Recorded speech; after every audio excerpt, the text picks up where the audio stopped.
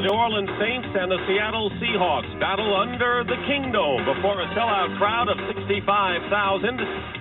This is the story. In the NFC West, the Saints off to their best start. They've won 5 in a row, tied with the Rams for first place. Meanwhile, in the AFC West, the Seahawks have first place all to themselves. And good afternoon again, everyone. I'm Dick Stockton. Certainly one of the best matchups of this season.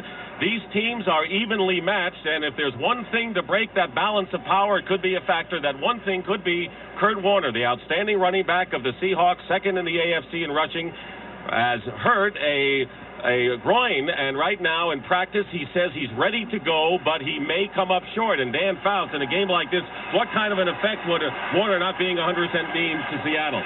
Well, he's really their main guy, Dick, and 2 men have to pick up the slack. Number 1 will be fullback John L. Williams. Number 2 is their rookie quarterback Kelly Stauffer. As for the Saints, well, they are 5-1, but they really have not beaten anybody yet. They're heading into the meaty part of their schedule, and today's game may be decided by 2 men, the great field goal kickers for each side. All right, Dan, and the Saints have won the toss. They have elected to receive, and they're the Seattle Seahawks who will be kicking off. Norm Johnson will do the kicking, and back for the Saints will be Mel Gray and Ruben Mays. Gray is on the left, Mays is on the right. Saints have won 5 straight since an opening loss to the 49ers in New Orleans. There is Ruben Mays, who returns home. He played at Washington State. Norm Johnson set to go. Seattle 4-2 on the year. They're a game ahead of Denver. And the Seahawks fans out in force today. This one is underway. Norm Johnson with a kick. Mel Gray at the 1. And Gray brings it out to about the 17-yard line, and a penalty marker is down. Darren Miller makes the stop for the Seahawks. Pat Haggerty is our referee today. Holding, number 54, offense, holding. Alvin Tolles was holding, so that's going to put Bobby Hebert in a bit of a hole here as he brings out the Saints on the first series of the game, looking at the Seattle defense, and here's the way that looks. Jacob Green, Joe Nash, and Jeff Bryant up front in the 3-4 defense. They're banged up. Bruce Schultz, Brian Bosworth in particular is hurt. David Wyman and Tony Woods are the linebackers. In the secondary, Melvin Jenkins and Patrick Hunter are the corners. Eugene Robinson and Paul Moyer are the safeties. So the Saints will start out on their own 9-yard line. Hilliard and Hayward, the running back. First play, Craig Hayward gets a couple up the middle. Bruce Schultz making the stop. The rest of the New Orleans offense. Hebert, Hilliard, and Hayward in the backfield. Eric Martin and Lonzel Hill are the wide receivers. John Tice is the tight end. The offensive line, Jim Dombrowski, Brad Edelman, Steve Fort, Joel Hilgenberg, and Stan Brock. Second down and 7 at the 12. 2 tight ends. Hilliard, the lone back. Hilliard sees the hole close up in a hurry and brings it out to the 14-yard line. David Wyman on the stop. It'll be 3rd and about 6. It's going to be very important for the Saints to take this crowd out of the game as early as possible. And one of the great things that the Seahawks do is they get the team pinned down, it seems like, with the opening kickoff with a great kick by Norm Johnson, and makes it very difficult starting deep in your own end zone. The Saints in their flush formation, and they only use it on 3rd down. 4 wide receivers. They lead the NFL in 3rd down conversion.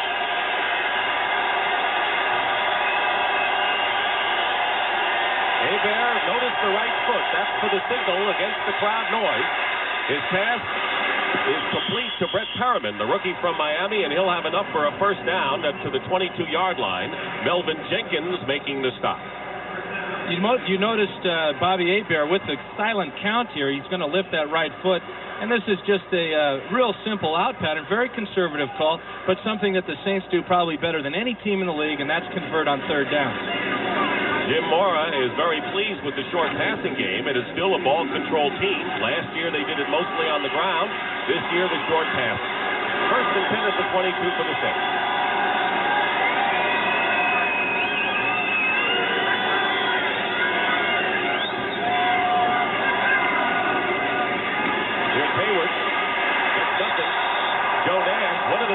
Orleans, Dan, for the Seahawks is the fact that everyone is running against them and running solidly up the middle, but they look like they're ready to stop the ground game today. Well, part of that is the basic field position that we've seen so far in the game.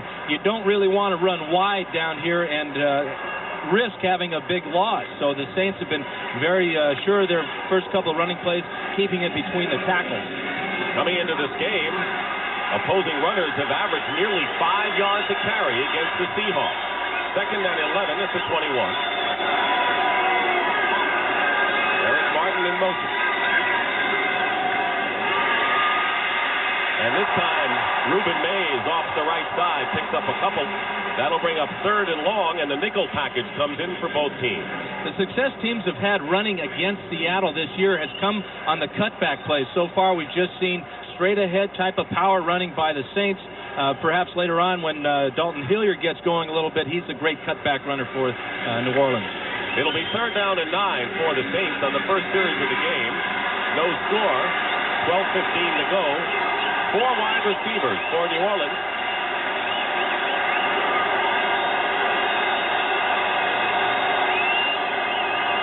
There's the foot again, the right foot.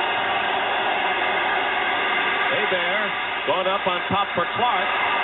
Over his head, incomplete. Eugene Robinson covering on the play, and so Brian Hansen will come in to punt for the Saints.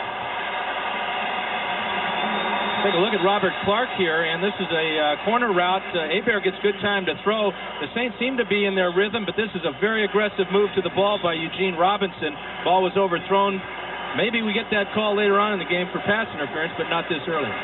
Clark, one of the new mode of outstanding wide receivers that the Saints like. Meanwhile, Brian Hansen will be kicking, and Bobby Joe Edmonds, who's 2nd in the AFC in punt returns, is standing on his 35. Hansen gets off a good kick, but here's Edmonds. That's the 35.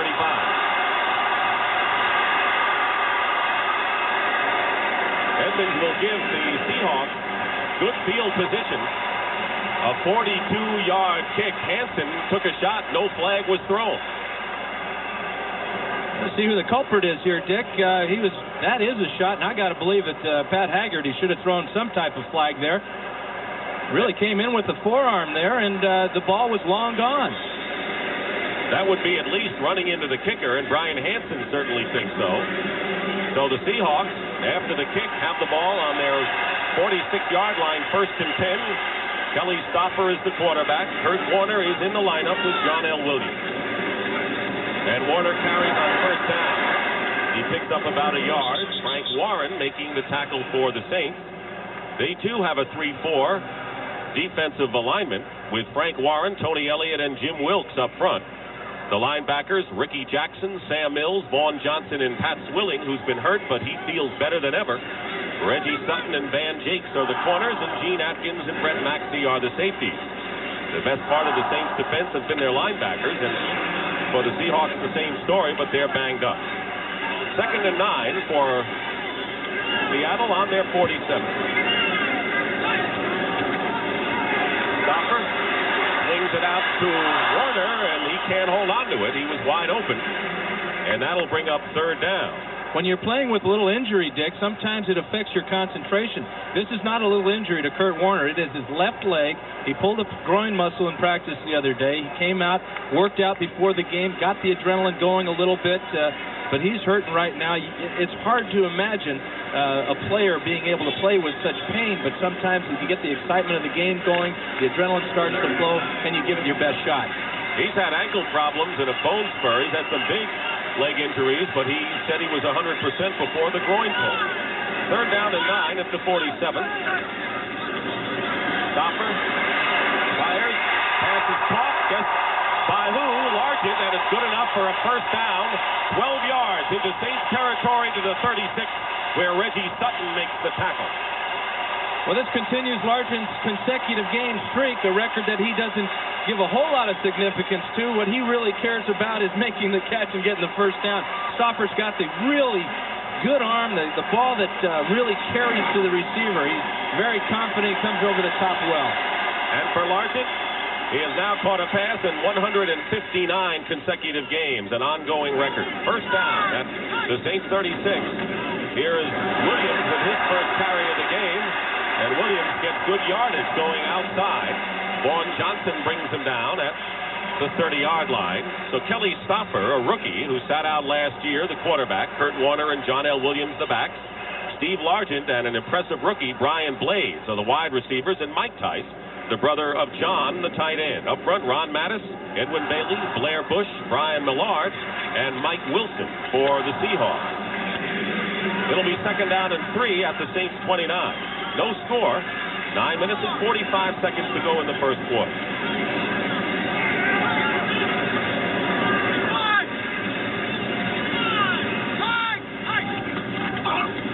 Hits this time. Warner. And Warner close to first down yardage. Close to the 26-yard line. Sam Mills, the 5'9 linebacker, bringing him down. Kurt is going to be more effective running the ball to the right because the injury is on his left leg, so he's going to be cutting off his right leg right there. And now if he was running to the other side of the field, that's when he would feel the pain. But he's such a tough guy. He's overcome that tremendous knee injury he had a couple years ago. A lot of people didn't think that he'd ever come back from it. He's come back. He's been in Pro Bowls, and there he is. He's second in the AFC right now. And when we talked to him in practice on Friday, he was amazed that he was second. He says, normally I'm a second-half kind of rusher. He said, I looked up and I'm finding that I'm second to Eric Dickerson. That's a lot better than I thought I'd be at this point. That's unusual for a ball player not to know where he stands in the old statistics ratings. Very close, and they're short by a couple of inches. And Chuck Knox with a third down situation now. 3rd and inches, and they're going to bring in the second tight end. You'll recall the name, John Spagnola, the Philadelphia Eagles veteran, who will team with Mike Tice and Tommy Agee, a good blocking fullback in there on 3rd and less than a yard at the 27. Bread and butter, both teams really bread and butter ball control play. A lot of teams would go up top here, and then if they don't get it, would kick the field goal. But I tell you what, Chuck Knox is going to be looking for that first down to go in to get that touchdown.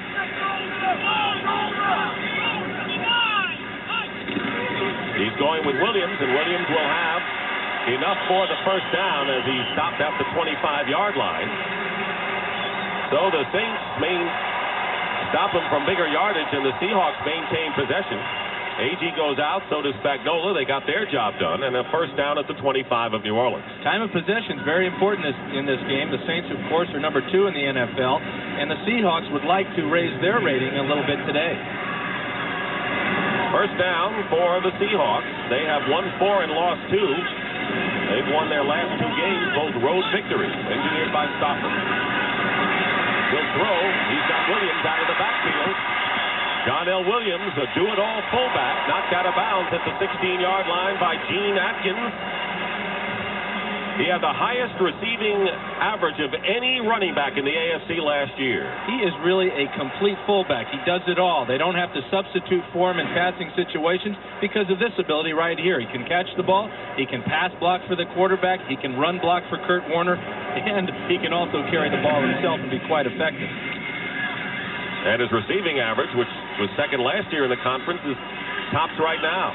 2nd and 1 at the 16. Williams diving forward. And he's got the first down. Sam Mills and Brett Maxey on the stop. One of the fears the Seahawks coaching staffs told us this week earlier was, they've got to score points early in the game so that the Saints do not sit on the ball with their great time of possession ball control type of offense. So the Seahawks are doing 2 things right now. They're controlling the ball on offense, they're taking time off the clock, and they're in scoring position.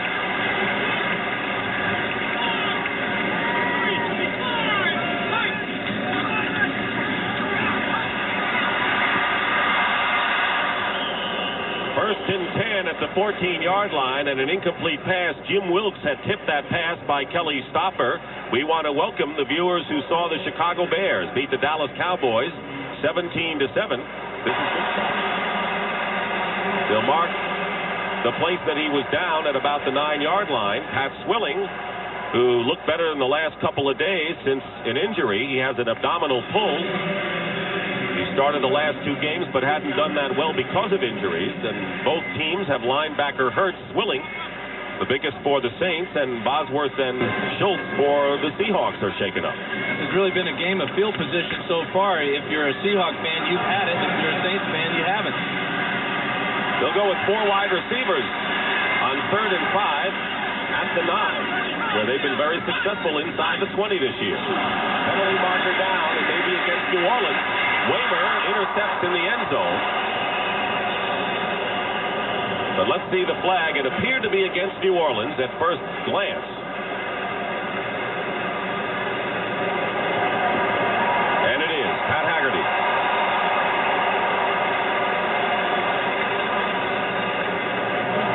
That's a real break for Seattle, because that was a poorly thrown ball. Not only poorly thrown, but a very bad decision, a bad read by Stauffer. It looked like a quarterback that's only starting his 3rd game.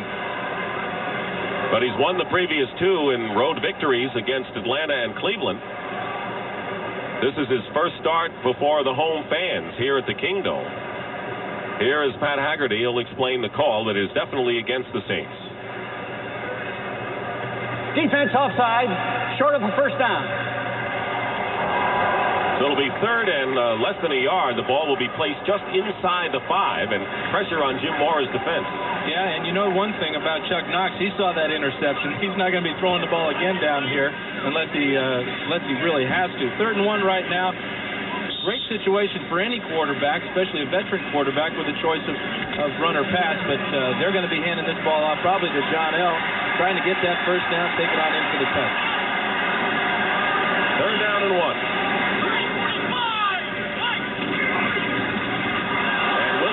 Get the call. Let's see where they spot it. Very close.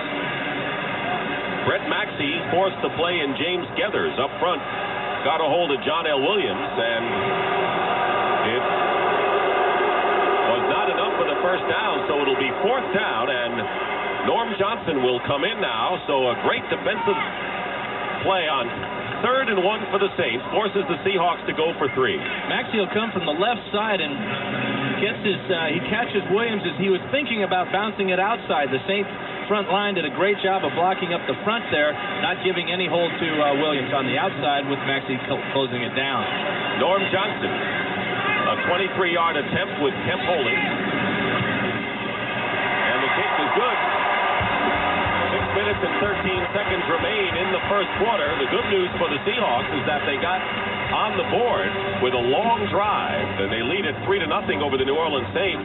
The bad news for them is that the Saints made the defensive play when they had to, Dan. Well, they did. It's too bad for the Saints that they were offsides on the interception, but the important thing that the Saints did is they held Seattle to just 3 points, and now we're looking at them getting probably better field position.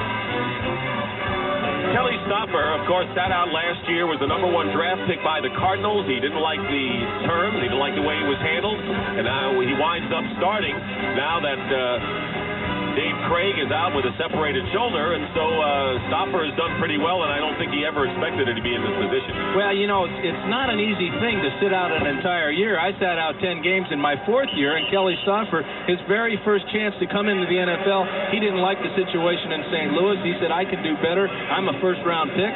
He's got a lot of confidence, and I tell you what, all great players, or a lot of great players, have to make decisions sometimes in their careers that aren't real popular with the fans.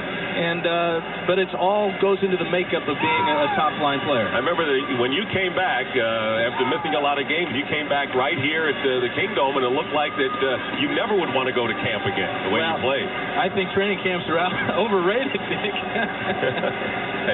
and you proved it. Mel Gray on the left and Ruben Mays on the right. Johnson getting set to kick off. Seahawks lead it 3-0. Heading over toward Gray in the end zone, 2 yards in. Gray spins his way out beyond the 20-yard line. We'll bring you up to date on scores around the league. Washington stops the Cardinals spurt.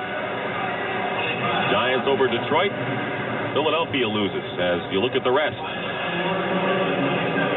Cincinnati Bengals lose their first game of the year. No more unbeaten teams in the NFL. Bo Jackson's back. Looks like he's fitting right into the Raiders scheme of things. Saints with a first down on the 23-yard line. Bear's pass is caught by Martin to the 40-yard line and a first down. 17-yard pickup. Eugene Robinson on the stop, and Eric Martin, the leading receiver for the Saints, puts them in better field position.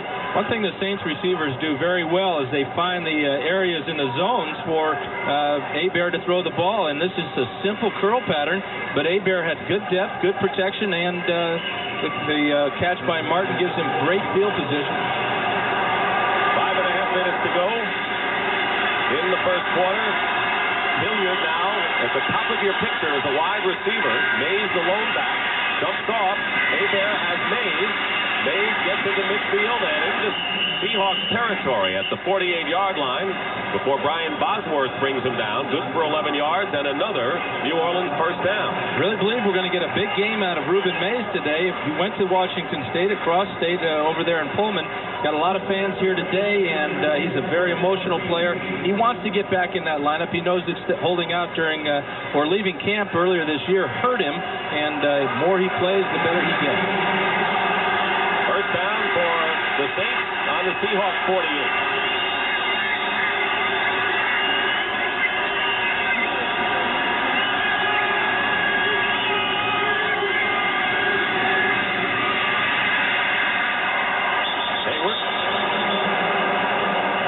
Progress is marked at the 46-yard line. Picked up 2 yards that time.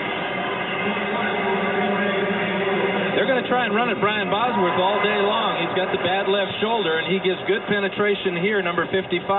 He hits Hayward right in the hole, but I tell you one thing about Hayward. You've got to get him down. He is a strong guy. He's built low to the ground, and he never quits. Bosworth is playing with a sore left shoulder, and he told us the other day that, in essence, he's playing with one arm. He expects to have surgery after the season. 2nd and 7. Saints at the Seahawks 45.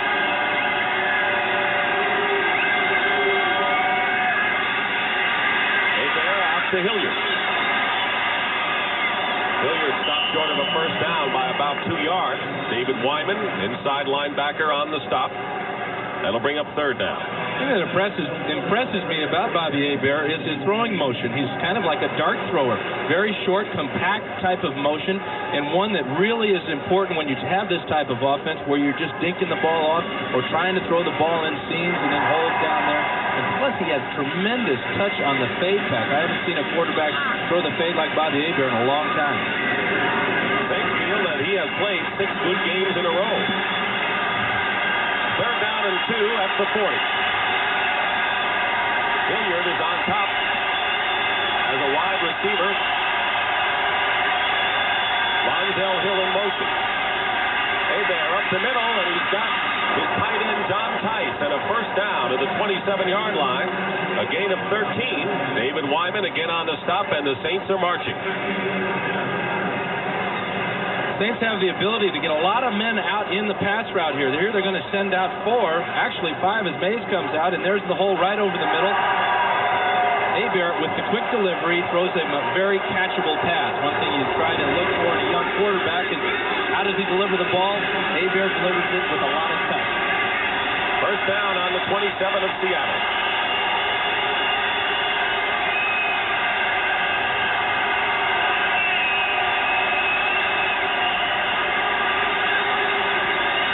The snap from center. Ruben Mays to the 20. Mays to the 15, and knocked out of bounds inside the 10-yard line.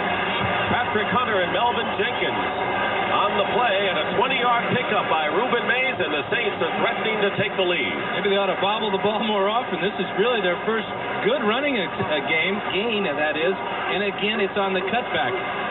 Something that Seattle was hurt very much against Cleveland last week, and the Saints know that after studying the tapes of the games. Mays and Hilliard both have that ability. You know, looking at the way Tice was open with the wide receivers, doubles, a lot more offensive thrust to the Saints attack. They have a first and goal on the 7.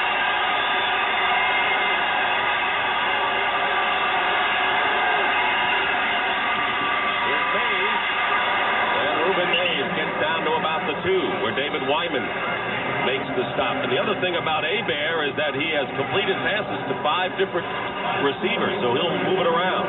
Here they're going to run right at Bosworth again and then look for the cutback. Here's a good block here by Court and a good cutback by Mays. Right down inside the 5-yard line, down to the 2. This is a very impressive drive. Second and goal at the 2. Hilliard and Hayward are the running backs. Hayward fumbles. We'll wait for the official call. And Seattle has recovered. Jacob Green makes the recovery.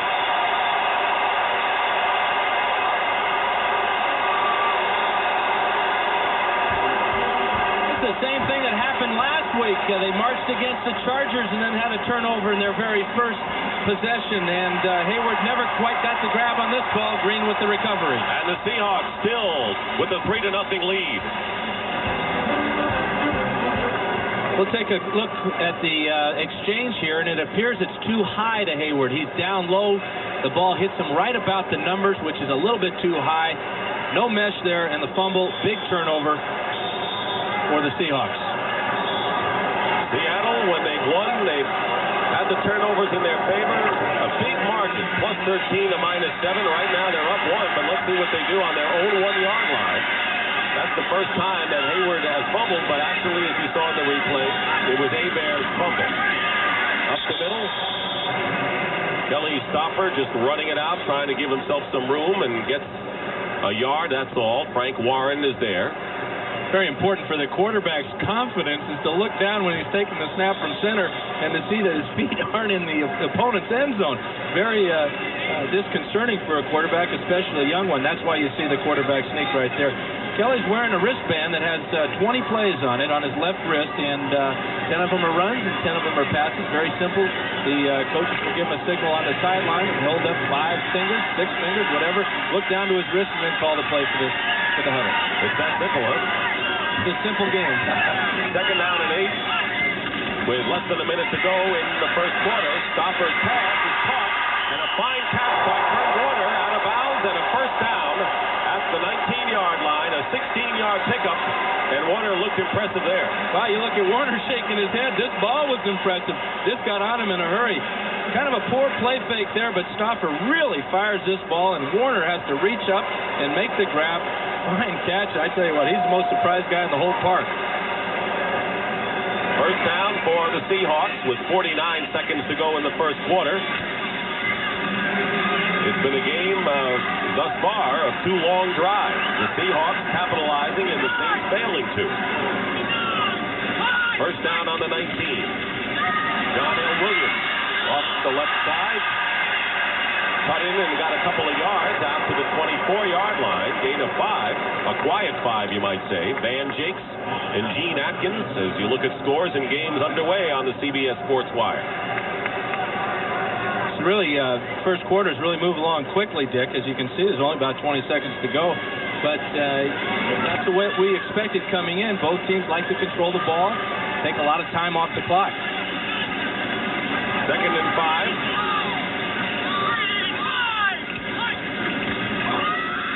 Here's Warner. And Mills has him for no gain, and that'll run down the time at the end of the quarter. And that is the end of the first quarter here at the Kingdome in Seattle, with the Seahawks leading the Saints 3-0. The Kingdome in Seattle, a capacity crowd here as the Saints trail the Seahawks 3-0 as we start the second quarter. Dick Stockton along with Dan Fouts. Norm Johnson's 23-yard field goal has accounted for the only score as the Seahawks chewed up 5.5 minutes on the drive that resulted in a score. And then New Orleans went 75 yards in nearly 5 minutes and came up with nothing as Hebert was credited with a fumble on a high handoff to Hayward on the 2-yard line. Now it's 3rd and 3 for Seattle on the 26.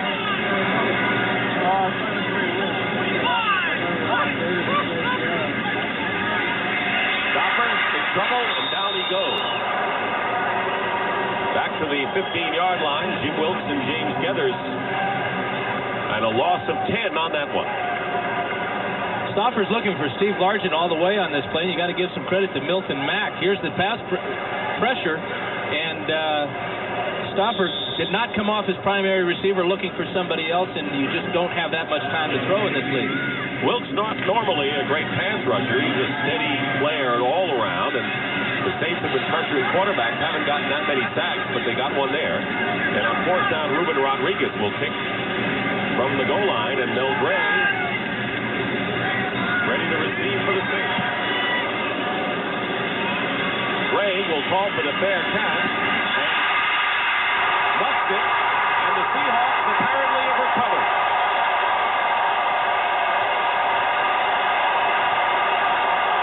Grant Fiesel.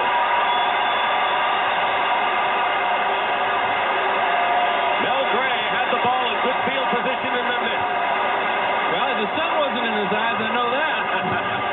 But he just muffed it, as you said, and good play by the Seahawks getting on the ball and not trying to advance it, because you could not advance a muffed punt like that. But the Seahawks came into the game leading the NFL in takeaways. They've added 2 already in the first half. What else will go wrong for the Saints as Fiesel smiles and gets congratulations from his teammates? So the offensive unit out there again for the Seahawks. They lead and have the ball on the Saints 42. Kelly Stauffer drills it to Largent, and Largent dropped the ball. It's an incomplete pass. He did not catch it. He never had possession, and the official ruled incomplete, but that was a perfect pass from Kelly Stauffer. A lot of shocked people in the Kingdome. They don't see this very often. This is a bullet pass by Stauffer right between the 0 and the 8. Largent took his eyes off it. Even the best make mistakes at times. One of the problems with Kelly Stauffer that the coaches say is that he throws a heavy ball. Now, what does that mean, Dick? That means he throws a ball that has a lot of rotation on it. So if you got the physics major up here with you, he could tell you what that means to the ball. I'm glad I have you. 3 for 6 for Stauffer, 42 yards. It'll be 2nd and 10. Early in the second quarter, fumble, and the Saints get the ball back. Sam Mills recovers the fumble as Stauffer and Blair Bush misconnected on the snap, and another turnover here. Well, we got to hang this one on Kelly. He's looking up downfield as the ball is delivered. Never quite got his hands on the ball. Sam Mills almost picked it up and advanced it. New Orleans, who dat? They got it back. Saints have the ball early in the second quarter, 3-0. Craig Hayward and Ruben Mays in the backfield on the 43-yard line of New Orleans. Hebert completes the pass, should be enough for a first down to Eric Martin. Forward progress would be into Seattle territory at the 47-yard line. Patrick Hunter makes the stop. So we had a muff punt and then a fumble, and you wonder whether they need more pine tar out here, Dan. Well, that's illegal. No, well, you can't have it on your mitt. That's right. You can't go to it what if you're on the mound. What you can't do is if you got it, you can't admit you got it. That's right. You got that. First down for the Saints on the Seahawks 47. 3-0 Seattle lead.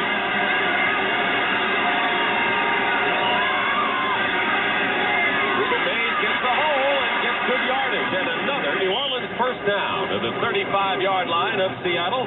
Eugene Robinson and Brian Bosworth, a gain of 10. It's going to be a long afternoon for the Seahawks if they don't do a better job of controlling the line of scrimmage. Here's Bosworth, number 55, going against Joel Hilgenberg, and this one, you got to give Hilgenberg the decision there. They're not getting any pressure on Hebert, and they're opening up some, the St. Line is opening up some nice holes for the run also. Hilgenberg, by the way, is playing in place of Steve Trapillo. He's got that broken bone in the foot out 4 or 5 more weeks. He's played well. They gave him 9 on that play, so call it 2nd and 1 at the 38. Hayward keeps fighting. He may have the first down, and he does. Not that easy to bring Ironhead down, and Nash and Woods involved in the play, and Bosworth trying to get right in the middle of all the action. But his biggest problem is that left shoulder. He cannot raise it up. He cannot deliver a blow with it. There's number 55. He takes the blow that time with his right shoulder, and you could see he couldn't bring his left hand up to wrap Hayward up and bring him down. First down at the 36. To the top of of your screen, wide out to the left.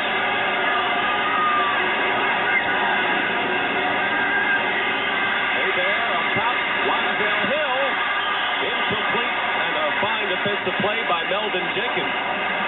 Jenkins and Hill both went up for the ball. This is a great play by a zone defense. Melvin Jenkins is responsible for the deep third of the field. He'll come back up the field into the screen right there and make the play on the ball.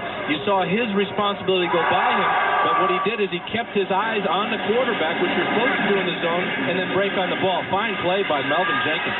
He had a big interception in the end zone against the Browns last week. Brings up 2nd and 10.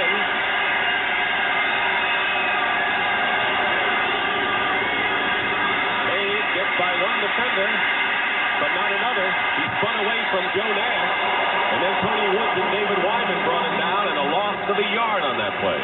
This is not what we're used to seeing from the Saints. They are not a team that does well in 2nd and long situations. The Seahawks want to force them, obviously, into that situation to put pressure on Hebert. You saw the very conservative draw call there on 2nd and 10, and now they're in real big trouble with the 3rd and 12. What's hurt the Saints has been the injury to Hobie Brenner. He's missed now 5 weeks, and when they go with the 2 tight ends, they can run more effectively. They don't have Brenner. 3rd and 11 at the 37.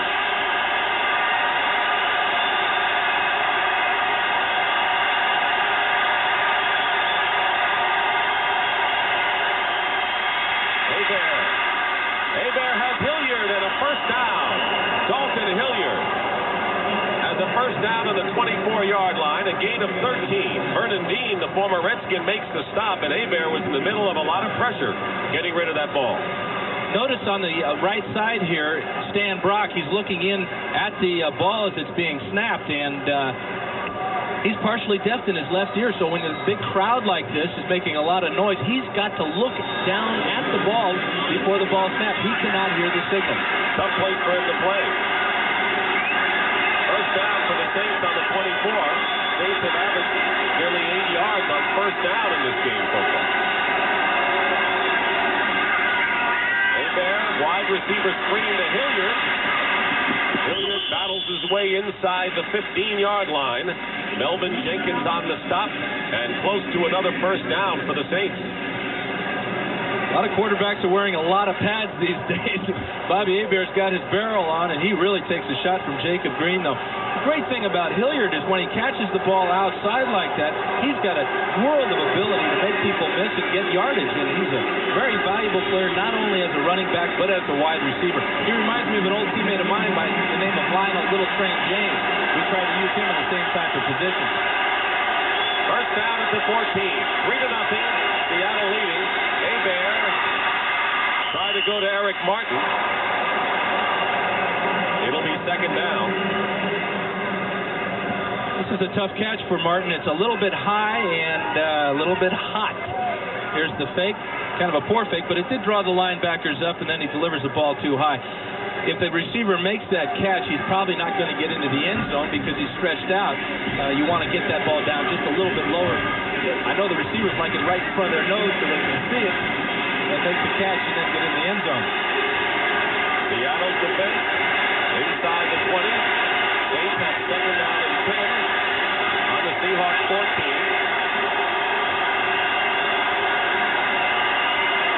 Penalty markers all over the play, and it looks like Hayward had released. Just to bring you to clarify, when you see the foot movement by Bobby Hebert, that's the signal for the center to yell the signal. Well, actually, that's in the Yelling a motion. Offense, 2 men in motion. What they're trying to do is 2 different things. When Bobby Hebert is up under center and he lifts his heel, that sends the man in motion. When he's back in the shotgun, when he lifts his heel, that allows the center to motion. Offense, decline.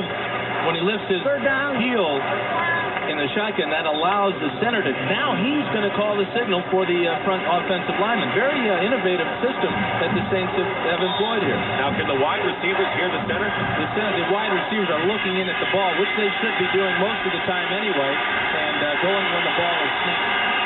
They decline the penalty, brings up 3rd and 10. 4 wide receivers for the Saints, and they prefer the shotgun.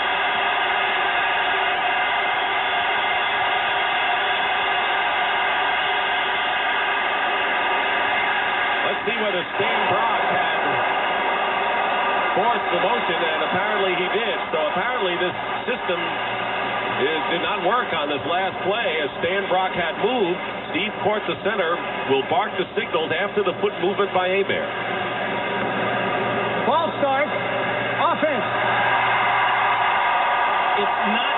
We'll look at Stan Brock on the right side here, left side, number 67. The foot will go up. This draws Jacob Green offsides, but he can do that. Brock's interested in protecting his quarterback, so he pulls up offsides. What happens when it's real loud like this, Dick, it's not so much the noise, it's the concentration. Foot goes up. Now the center will snap the ball when he's ready. And good system. Didn't work that time, though. Third down and 15. And the referees never moved the ball back 5 yards for the penalty. And the Seahawks had to straighten them out here. They'll place it on the 20-yard line, certainly within Morton Anderson's range, to say the least. Well, the noise affects the concentration of the officials as well. And mine, too. This is a loud arena. Third and 15 at the 19.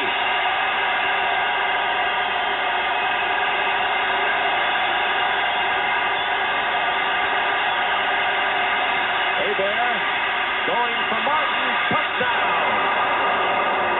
A 19-yard touchdown pass on third down by Bobby Hebert, and the Saints have taken the lead. Eric Martin, the leading receiver for the Saints, with his fourth touchdown reception of the year, and New Orleans leads it 6-3. Only one way to take the crowd out of it in a hurry, and that's throw a touchdown pass. Tremendous pass protection. Nice lofted ball to Martin in the end zone. He beat the zone coverage there, and he is wide open.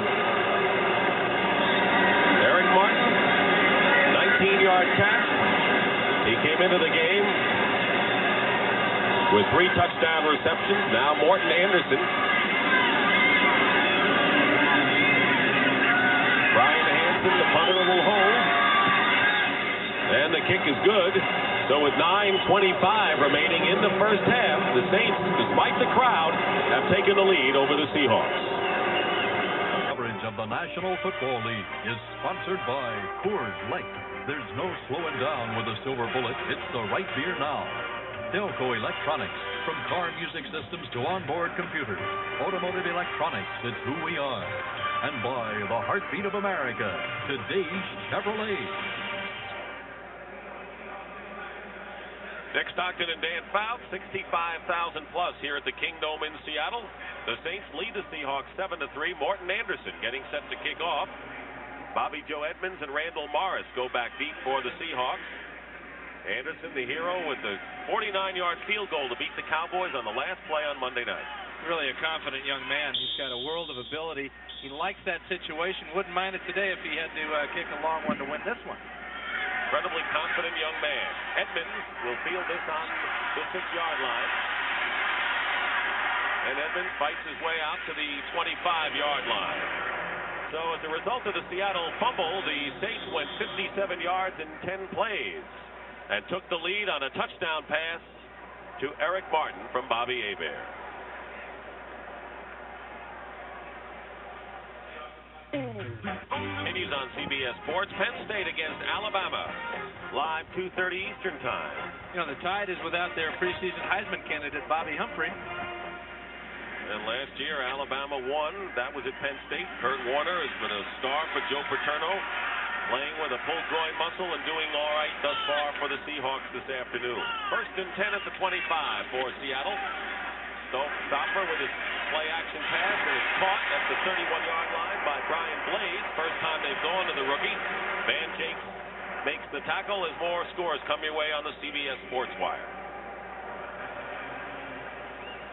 Big game for New Orleans and everyone in that area watching the San Francisco Rams game. Amazing that the Rams have so much trouble winning at home against the 49ers. Historically, they've been beaten there. And, of course, for the Saints, they know that if the 49ers beat the Rams and they beat the Seahawks, they'll have first place all to themselves in the NFC West. Second and 2 at the 33. Williams stopped short of the first down. Tony Elliott, the nose tackle, in on the play. Seahawks 4 and 2. they have split their 2 games at home. They lost to San Francisco. Chuck Knox's team, though, knows that counting today, they have 4 of their next 5 here at the Kingdome, so they've got to get comfort in that. Well, they do, and 3 of those teams are San Diego, Buffalo, and Houston. Nice to have a few home games in a row like that. It gets the players in a good frame of mind, and especially when you're traveling from Seattle. This is the farthest point in the country for teams to go. So every time the Seahawks travel, they're going a great distance, except for maybe San Francisco or Denver. That's the record of the teams that Seattle has beaten. 8-15-1 for their 4 victories. And the Saints, as they measured for the first down, doesn't look much different for them either. They really are entering into the meaty part of their schedule, though. They mark the first down for the Seahawks.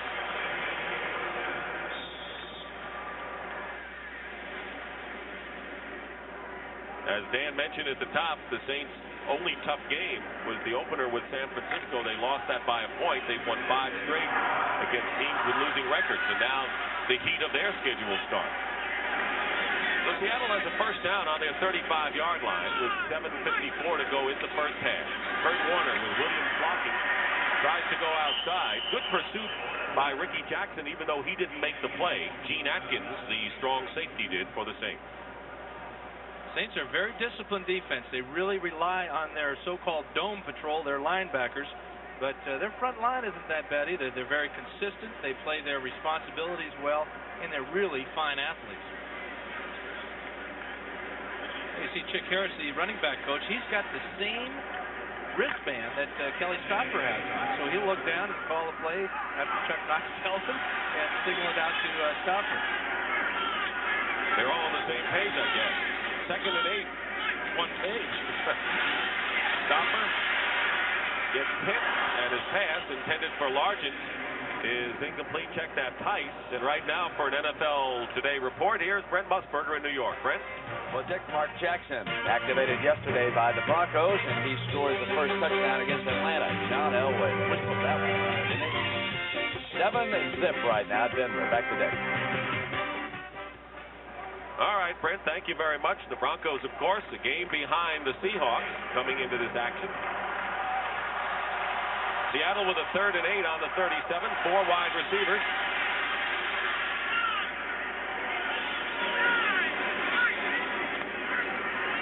Stopper completes the pass to Brian Blades into New Orleans territory and a first down.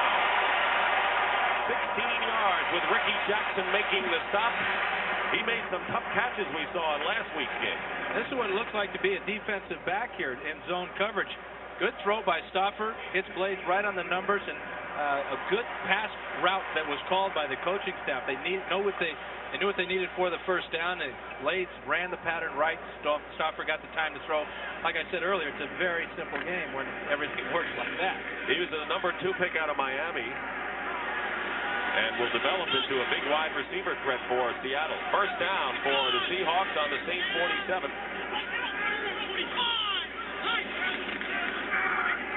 And on a reverse, Blades needs a block, and he's not going to get it. He's knocked out of bounds after a pickup of 1. Pat Swilling gave him a shot, and Blades picked up only 1 yard for all his trouble.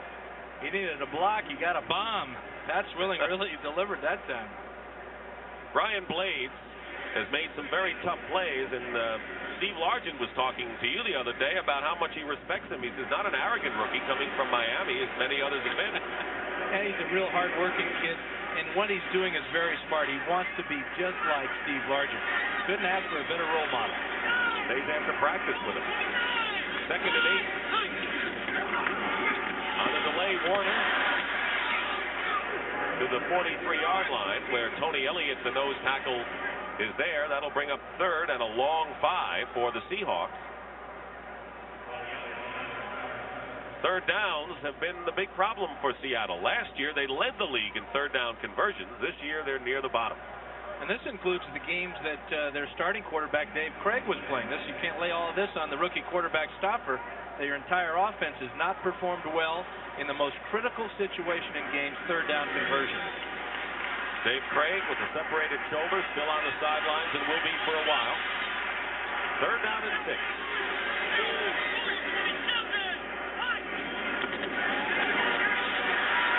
Stopper has his man, Largent. Milton Mack makes the stop. Good enough for a first down easily, 11 yards. Seahawks march on. Stopper is looking for Largent the whole way, and that's not a bad idea because this guy can get open against single coverage better than anybody in the NFL. Here's Ricky Jackson on the blitz, and this is a good job by Mike Wilson picking him up. A little bit of a grab there around the neck, but Pat Haggerty, the referee, is standing right there. He let it go. So Largent with one of his patented receptions. The all-time leading receiver in the NFL. The Seahawks now at the 32 of the Saints, trailing 7-3. Here's John L. Williams cutting inside. Good power. He went right by Vaughn Johnson. The penalty marker is down. The Saints are arguing over that call. Here's Pat Haggerty, and he'll call holding against the Seahawks. They'll bring it back. Chuck Knox, who says his 4-2 record isn't bad considering injuries to the linebackers and the fact that he's starting a rookie at quarterback the last 3 weeks. He's been one of the best coaches in the league. And he's not worried about his quarterback. Number 86, offense, still first down. Mike Tice. Mike Tice reaches out and takes down Swilling here. He's got both hands, very firm grip. It looks like he's holding a couple of handlebars there. And right in front of the official. I've seen worse calls, though. That looked to me like being an offensive player like I was, I would have wanted a holding call called there. 1st and 15. That's why Williams found the opening, perhaps. Stopper has Tice. Tice is brought down by Swilling at the 30-yard line. It'll bring up 2nd down and about 8. Good job by Stopper realizing that it's still first down. The penalty moves him back to 1st and 20. He's got 3 downs to make that 20 yards. He doesn't want to force the ball, doesn't want to have a turnover at this point of the game. That's one of the great things that the Seahawks coaching staff has done so far with Stopper, is not to put him in situations where he has to make the big play. Just take what they give you, be very patient, and let your talent take over. Winding down to 4 minutes to go in the first half. 7-3. New Orleans leading Seattle. Stopper has Warner. Warner drops it. That's the 2nd time today that Kurt Warner has dropped a wide open pass out on the flat. Reggie Sutton was covering. This is a very difficult catch for a running back. Coming out from the backfield, running away from the quarterback, and this ball is not thrown that poorly, but what it does is it makes Warner stop thinking about running with the ball and thinking about catching it, and a running back he thinks the other way. Warner still kicking himself. He's come out of the game on the sidelines with 3rd down and 8. 4 wide receivers in the 12th play of the drive coming up for the Seahawks. They've had the ball for over 5 minutes on this drive.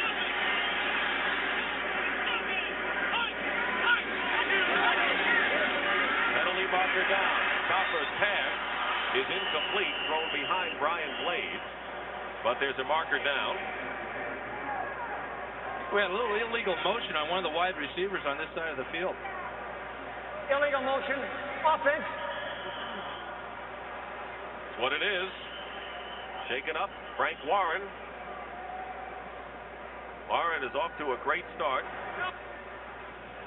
Okay, illegal motion, offense, decline. They'll decline the penalty. That'll bring up 4th down. And they're working on Frank Warren, who's had a fine season thus far for the Saints, but is injured right now. Welcome back to the Kingdome in Seattle, Washington. It is raining outside, but dry inside. Here at the Kingdome, 65,000 plus. Saints lead the Seahawks 7-3 with just under 4 minutes to go. Frank Warren came off on his own power, so he's all right. New Orleans missed a great opportunity and then did score to take the lead. The time of possession has been even. But the Seahawks have forced two turnovers today, but haven't scored as a result of it. Trying to come within 1 now. Norm Johnson will try a 47-yard field goal. He connected from 23 yards out on Seattle's first possession of the game. Holding is Jeff Kemp. And this kick is up. It's good. And now it's a 7-6 ball game.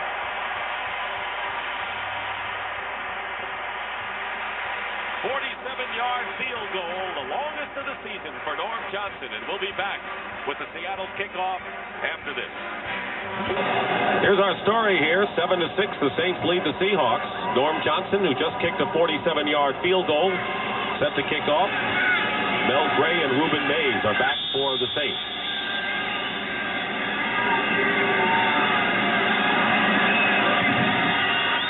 Short kick. And it's going to be Ruben Mays at the 9. And he stopped shy of the 20-yard line by M.L. Johnson, and the penalty marker is down at about the 25.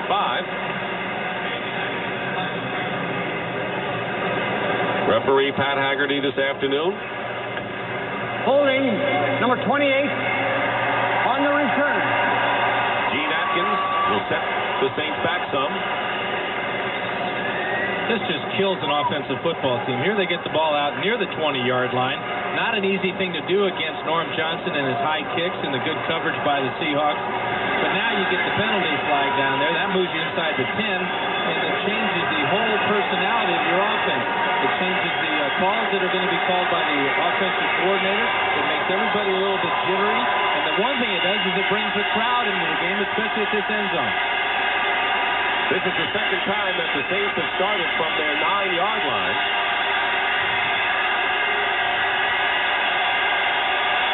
Dalton Hilliard has a bruised toe. They say he'll be back.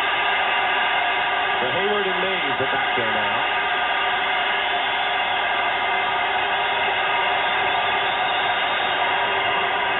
Hebert from the end zone. His pass is caught by Martin. It's a first down. Out of bounds at the 22 by Melvin Jenkins. A gain of 13, and that'll quiet some of the throng. There are different ways to judge how mature your quarterback is. This man right here, Bobby Hebert, is becoming a big league quarterback. This is not an easy situation for anybody. Backed up to your own 9-yard line to go back into the end zone, pick out a receiver, and deliver the ball with a lot of pressure right in his face. Hebert did it very, very well. Eric Martin has caught 4 passes for 60 yards, including a touchdown reception. On the 22, Mays. To the 24, David Wyman makes the tackle on Ruben Mays. Brian Bosworth, he asked him the other day, what's the comparison to this year from his rookie year? He says, I don't second-guess myself as much. Well, one of the problems he's had is because of his shoulder, he will not take on as many blockers coming right at him. He wants to rely on his quickness and his speed, so you'll see him running around a lot of blocks. That shoulder is very, very painful for him. And Bruce Schultz playing despite a badly bruised left arm. 2 of the linebackers banged up. Second down and 8. Hilliard out as a wide receiver.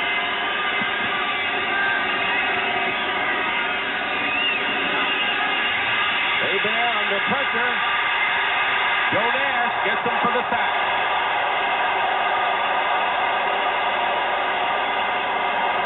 First sack of the game for the Seattle Seahawks.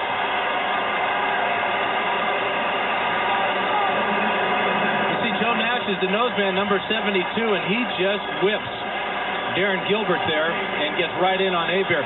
One thing that the Seahawks are doing this year that they haven't done in the past is they're alternating their nose tackle. Joe Nash with Ken Clark. And now you can hear the crowd getting into it. This is the 12th man.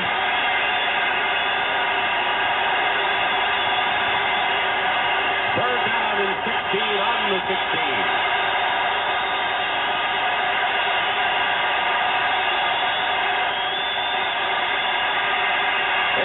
Going deep, overthrows, and the pass is intercepted. Terry Taylor intercepts for Seattle.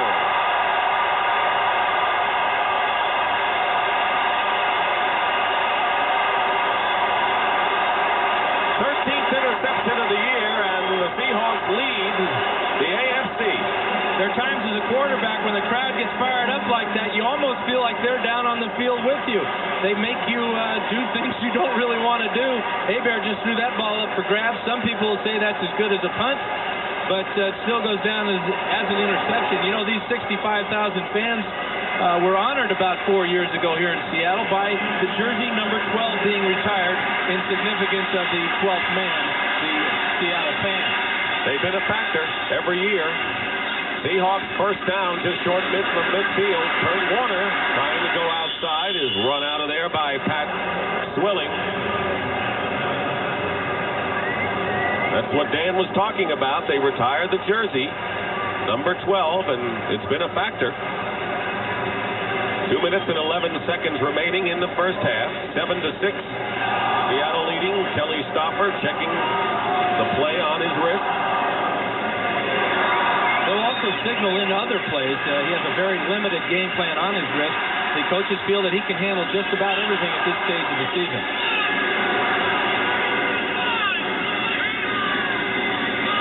Pressure on Stoffer. And the pass is caught into New Orleans territory by Kurt Warner. Brett Maxey makes the stop. They'll be short of a first down by about 5 yards as we stop with the 2-minute warning coming up right now, but good pressure on Kelly. Well, they came with the blitz. You can see Swilling coming in there. There's Ricky Jackson. They knocked the quarterback down. It's important to knock him down as often as possible to get him thinking about that pressure and not the receiver. Here's the 2-minute warning. Seattle has the ball, but the man down there is Tom Catlin, the defensive coordinator, and he's in charge of the defense.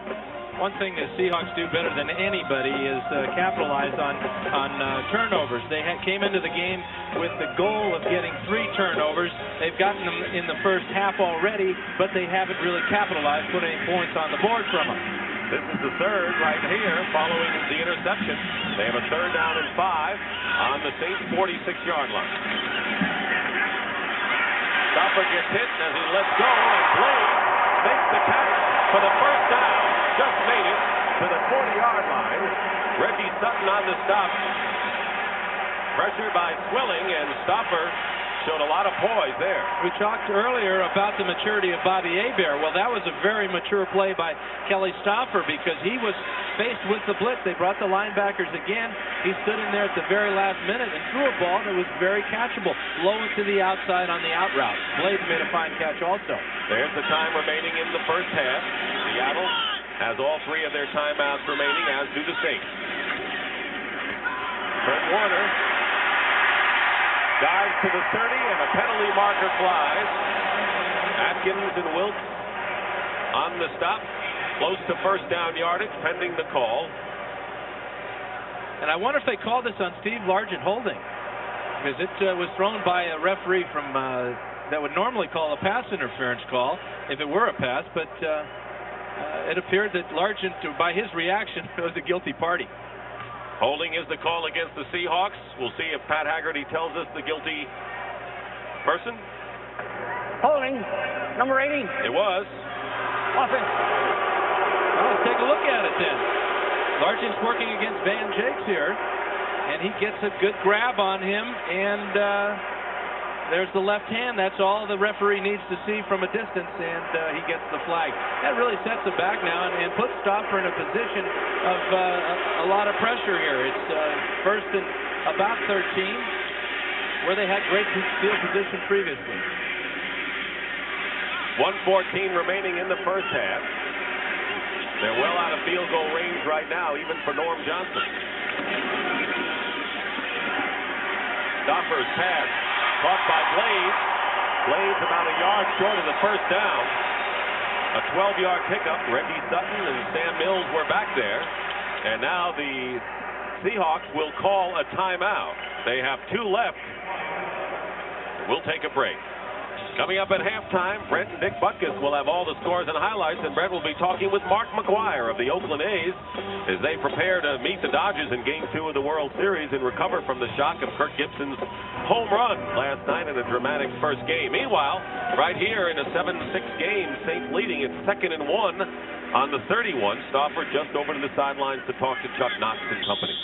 Chuck is a very predictable coach. You would think that he would run the ball in this situation, but he also has a great feel for when to go up top. Ball is at the 31 of New Orleans. Saints have 3 timeouts left. Seattle 2. Williams. He's got the first down. Wilson Elliott up front, and a first down inside the 30-yard line as the clock stops with 1 minute to go as the Seahawks call their second timeout. They have one left. I'm not sure he should have called timeout in that situation there, Dick, because in a situation, if he gets them lined up and were to have 2 plays called in that situation, then later on in this first half, he could use that second timeout. But he is following the orders of the coach. They're not trying to finesse anything here. They're trying to be very sure of what they're doing, give Stauffer as much confidence that they can give to a quarterback each time he leaves the sideline. Basically, the Seahawks have been just trying to take the pressure off of him, although, as you mentioned, they gave him a little more of the passing game this week. Here's a great guy to take some pressure off a quarterback, a young quarterback. Steve Largent is almost like a coach on the field. Not only does he help the quarterback himself a lot by his great pass routes and catches, but he really sets a great example for the other young receivers. Paul Scansey is almost a clone of Steve Largent, and Brian Blades would like to be one. Scansey is at the top of your picture, number 82, first and 10 on the 28. Stauffer avoids Ricky Jackson, and then he's dumped by Pat Swilling.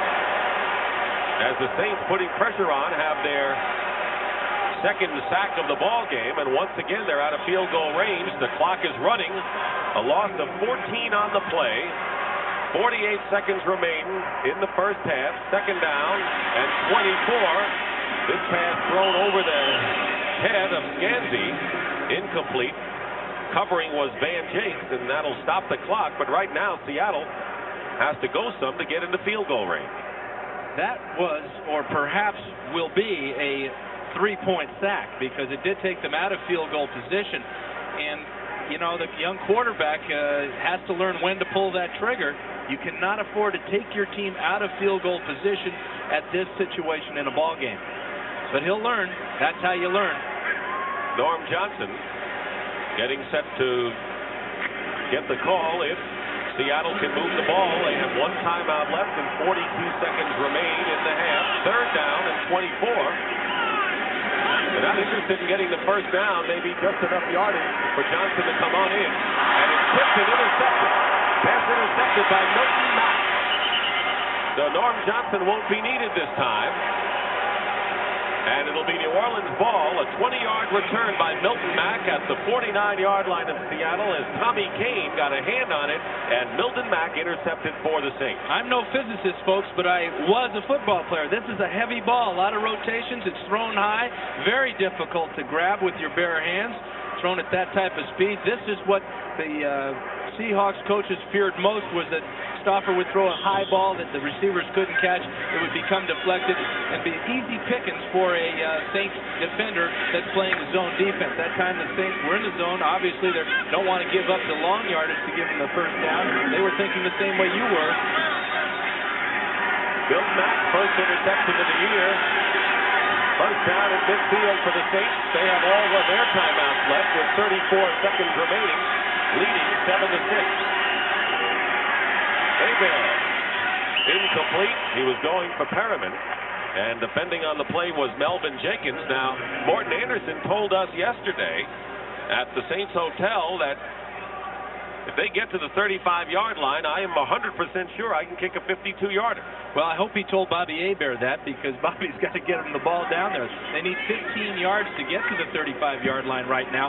The one thing that the Seahawks are defending against right now is a play with 10 or with their dime package. They have 7 defensive backs in the game, 3 down linemen, and Brian Boswitz is a lone linebacker.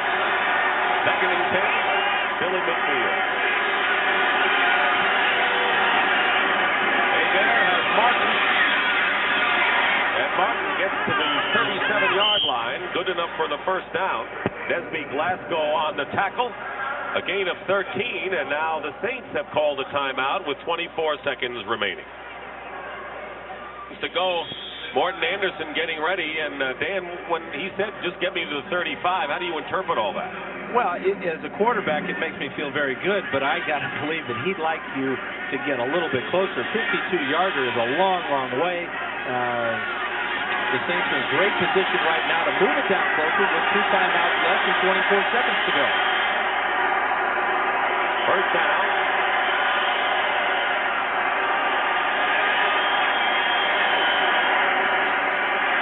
There out of the backfield to Hayward. And Hayward will get out of bounds to stop the clock with 17 seconds to go. And he's out of bounds at the 32. Melvin Jenkins had missed the tackle. You know, and that's almost, you got to give him credit for getting out of bounds. But in this situation, he doesn't need to get out of bounds. What he needs are yardage. He needs to get down the field closer to the goalpost for the field goal. You got an extra timeout. You don't need for him to get out of bounds there. It looked like if he would have just taken the ball straight up the field, he would have got more yards. If you're the Seahawks, how do you defend the situation knowing that they're not going to try to maybe score here, but just get some yards? Well, they got the 7 defensive backs in the game right now. It looks like, from a quarterback standpoint, that they're everywhere. And an inside handoff to Hayward. And Hayward gets inside the 25, a first down for the New Orleans Saints. With 11 seconds to go, they will call the timeout. And right now they're in good shape, and that's probably what Hebert saw. They covered all over the field, so he called the right play. And Hebert may have told, hey, Hayward, listen, buddy, they don't call you Ironhead for running out of bounds and putting on a lot of moves. They call you Ironhead because you're stubborn and strong and you want to get up that field. He lowered his head that time, and when he does that, he's got the 260 pounds. They say he's 5'11". He's probably only about 5'9" or 5'10". He is very, very difficult to stop. Brett and Dick Butkus with scores and highlights coming up at halftime with the NFL Today. Each team with one timeout remaining. What they're telling Hebert on the sidelines right now is just be sure of the play and make sure that you call the timeout. Don't take any chances here. Make sure the handoff, if you're going to run the ball, which they're probably going to do, they're in great position now for Anderson. But make sure you get the timeout. Well, what I'm most impressed with so far is the intelligence of the Saints. We saw it in a lot of the games that they have trailed. They never lost their patience, came back, and they're showing a lot of poise. Poise and discipline. Very impressive. 11 seconds to go and a timeout left for the Saints. First down on the Seattle 23. And Hayward inside the 15, the 10, still going, and they better call the timeout quickly, and they do with 4 seconds remaining. Vernon Dean and Paul Boyer, and an 18-yard pickup by Craig Hayward, and that will set Morton Anderson up to try to give the Saints 3 prior to the end of this first half. We talked about their poise. We talked about their discipline. Well, this is just smart football right now. Look at the gaps there. Just rushing 3 men. You've got 5 men to block them. You've got 1 linebacker in there. Hayward sets up the blocks. He breaks the tackle, gets down there. Now this is a chip shot for Anderson.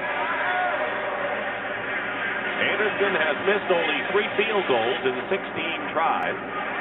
Look at that, under 40 yards, 90 for 98 in his career, and this will be a 23-yard attempt. You can tell when a kicker doesn't have a shoe contract because he's wearing 2 different types of shoes, 1 white, 1 black. Of course, the white one is the plant foot, but you can notice there that there are no stripes on that shoe. I asked Morton what he could do about that. He says, I don't know. They seem to give all these shoe contracts to the Michael Jordan. Hanson will hold with 4 seconds remaining in the half. 23-yard attempt. And the kick is good. As time runs out, Morton Anderson kicks the field goal to give the Saints a lead of 10-6.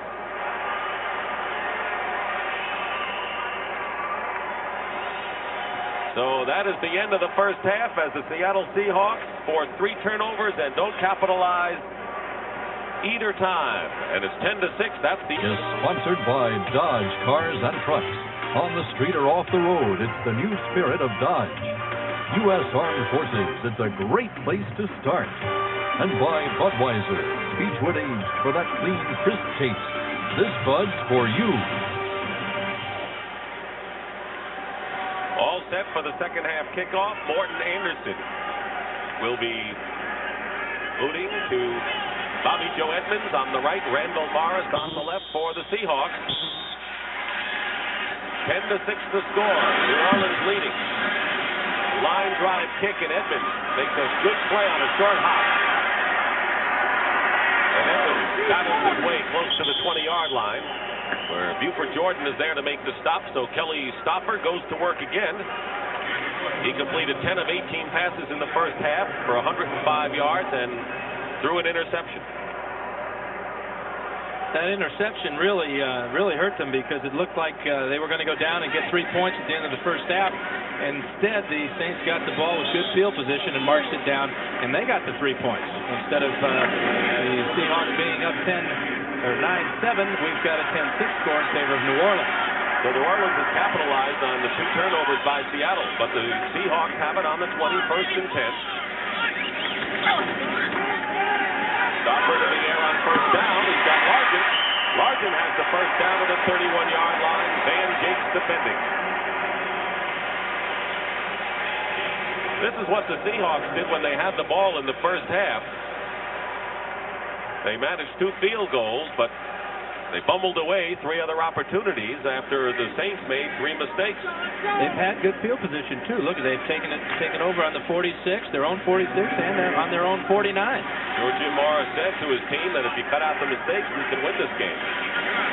They're leading anyway. First down on the 31.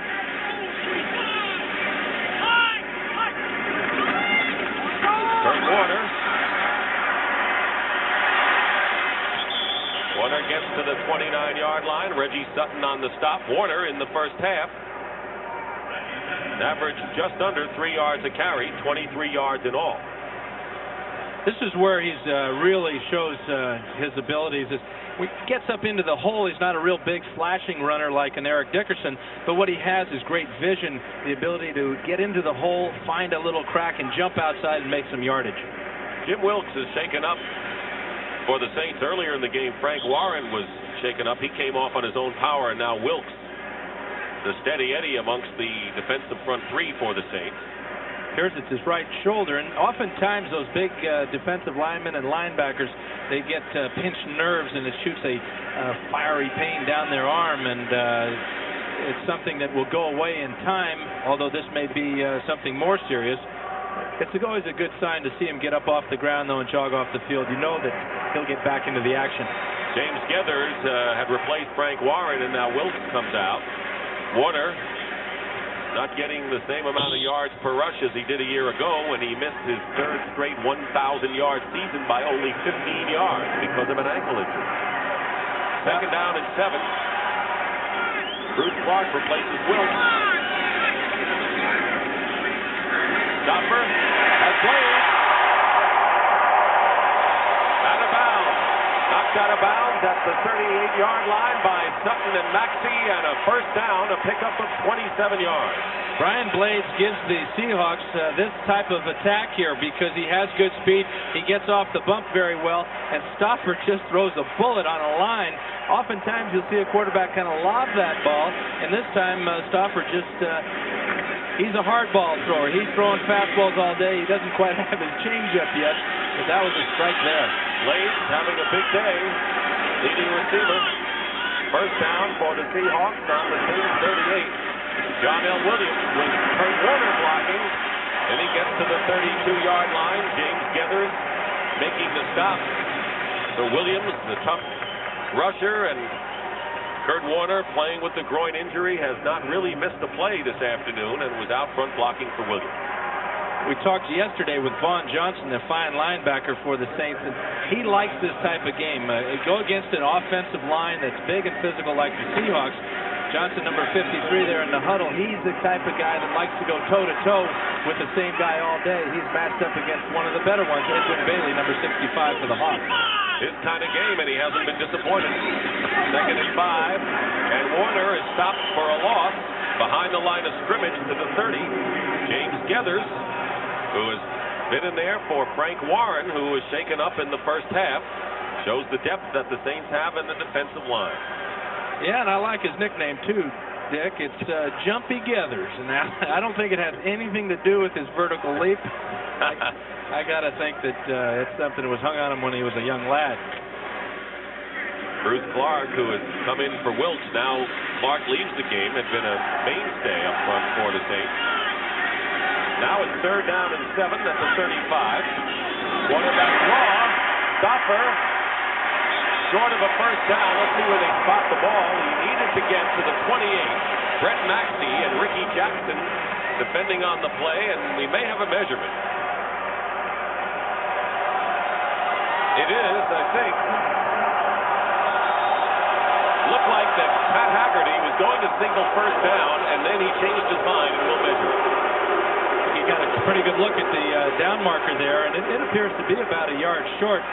Not only did Stauffer need to get to the 28, he needed to get his center out of the way. Number 59, Blair Bush, doing his best, but the timing just wasn't there as far as Stauffer being able to cut off that block. When you're a quarterback and not used to running the ball, you kind of lose your patience at times.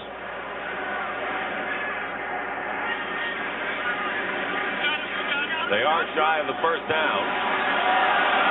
That'll bring up 4th and 1. They're going to go. Norm Johnson is on the field, so they're going to go for the 3. And that's not a surprising decision in this kind of a game. A ball control, tough defensive battle. Chuck knows that this man right here, Norm Johnson, is capable of winning the game with a field goal later on. This will close it to a 1-point game, so that's more important than getting the first down at this time for Chuck Knox and the Seahawks. That's to be successful on 46-yard attempt. Johnson has already been on the mark from 23 and 47 yards.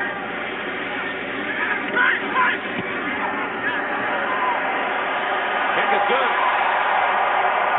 It's like an old Southeastern Conference college football game from the 50s. Field position and ball control, and the Saints lead again, cut to 1. Well, here's what's going on next Sunday on CBS. It'll all lead off with the NFL Today at 12:30 Eastern Time, a regional lineup of games. Many of you will see the Dallas Cowboys and Herschel Walker take on exciting Randall Cunningham and the Philadelphia Eagles. Some of you may see the Redskins against the Green Bay Packers, who are upset winners over Minnesota today as they meet at County Stadium in Milwaukee. The action starts at 12:30 Eastern with the NFL Today. Mel Gray is back, getting ready to receive the kick from Norm Johnson. Ruben Mays is also back there with Mel Gray. It's a short kick. And it's going to bounce at the 12 and Gray at the 8. And a mix-up by the Saints again puts them in bad field position as Mays is down at the 17, make it Gray down at the 17-yard line, but they could have had more, Dan. That's inexcusable. No communication between the two receivers back there. You never can ever let that ball hit the turf because you never know where it's going to go after it does. The ball will take some funny bounces. They're very, very lucky that they got that ball, recovered that kick, and got it up the field. You know, the Saints are lucky in a lot of ways today. They've turned the ball over 3 times. They've made a lot of mental mistakes, yet they lead in the game 10-9. And they have a first down on the 17. They're winning ugly. That's what Seattle did last week. First down, and Ruben Mays is brought down, and we'll have a penalty marker down, maybe a face mask. Jacob Green came in on Ruben Mays. This will be a 15-yarder too. You'll never see a more flagrant face mask call than this one.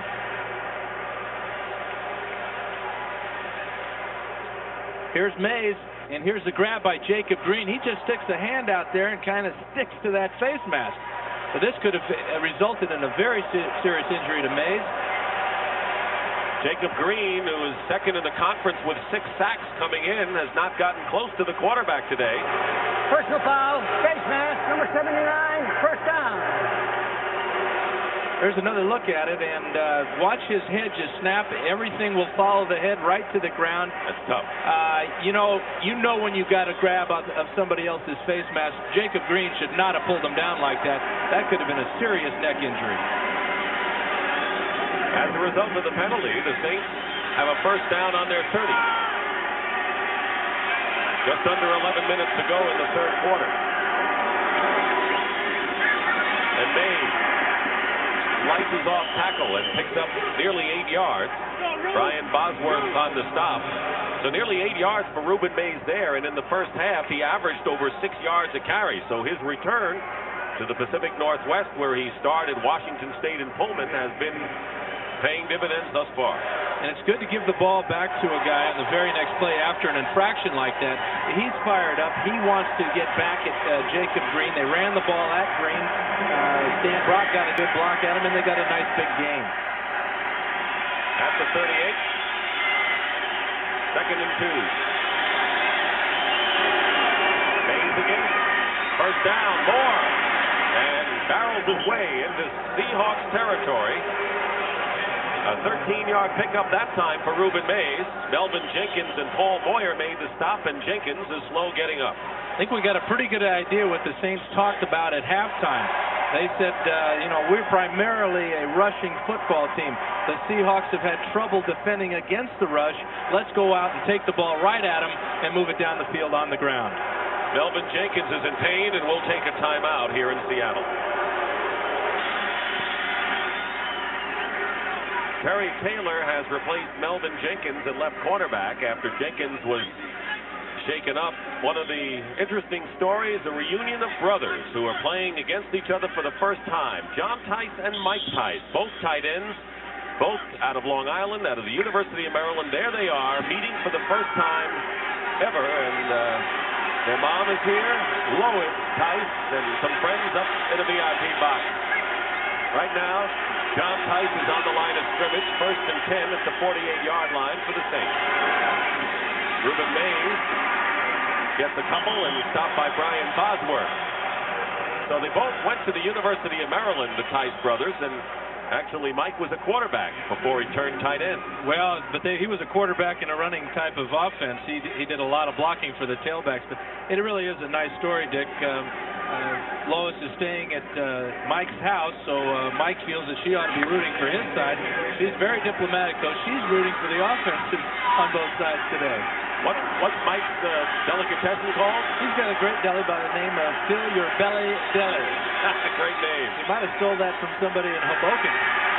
Second and 8, and it's caught by John Tice, and a penalty marker is down. A 14-yard pickup. Paul Moyer making the stop, and a flag was thrown after John Tice made the catch. Offensive pass interference, number 82. And it's against John Tice. So one of the brothers commits a penalty, and Lois can't be happy with that one. I think she thinks it's a terrible call. Well, Mike doesn't.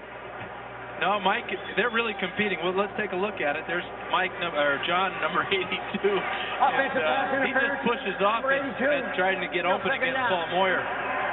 You talk about bragging rights. You got bragging rights in rivalries between colleges or high schools or cities in the NFL.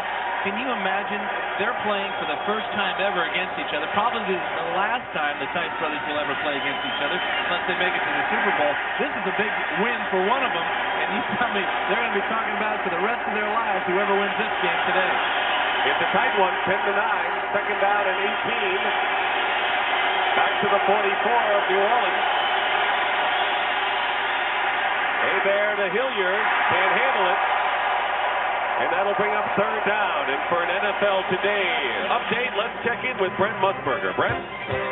Well, Dick, here's what's going on around the league right now. The Rams come back on this touchdown pass by Everett to Ellard, so they're very much in it, 17-14. Meanwhile, big development in Denver. John Elway out with a knee injury. Gary Kubiak now in. Broncos lead by 7. Let's go back to Dick. All right, Brent, it's a war of attrition, Dan. It seems that if you have a healthy quarterback, you got a shot to win in this league. Or healthy one or two quarterbacks. It's unbelievable. Never seen a year like this for quarterbacks. Third down and 18, and the crowd on its feet.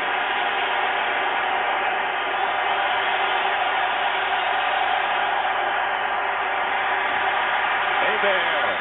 He's got Robert Clark, and Clark has got first down yardage inside the 40.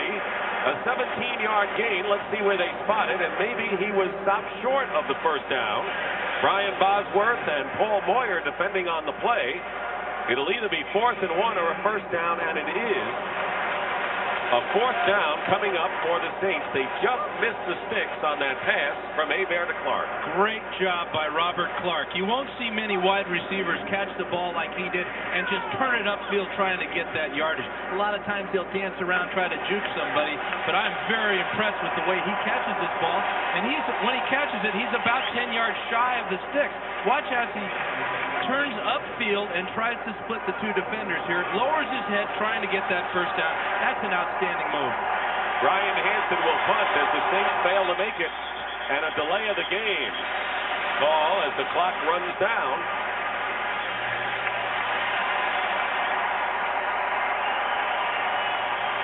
How really serious is this delay of game at this point, at this yardage?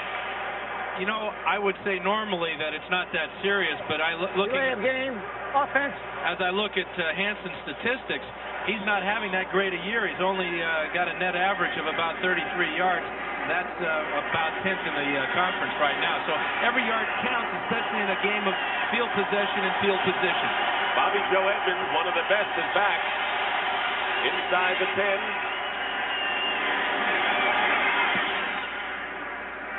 Bearcats, and Edmonds has it on the 12.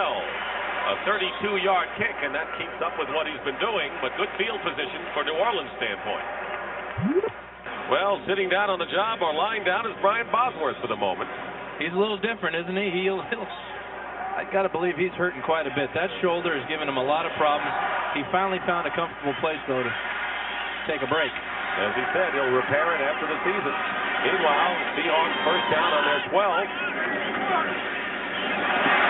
John L. Williams runs it out to the 17-yard line. And while we have a moment, want to remind you that next Saturday, the United States takes on perennial world power Argentina in the America's Cadillac Polo Championship in Greenwich, Connecticut. Coverage begins at 1:30 Eastern, 3 o'clock Pacific time, next Saturday on CBS.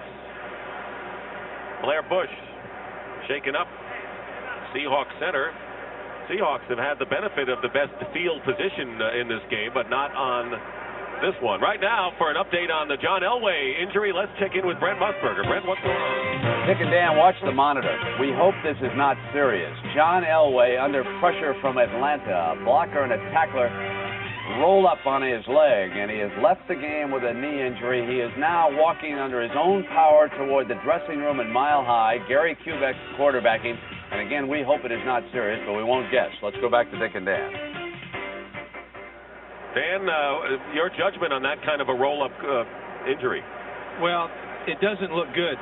Anytime a quarterback gets hit low like that, anything can happen. John is a very talented young man. He's a tough man. I don't think he gets enough credit from people for his toughness. The fact that he got up and walked off the field like Blair Bush is doing here is a good sign to me. And the Bush injury may be a similar one.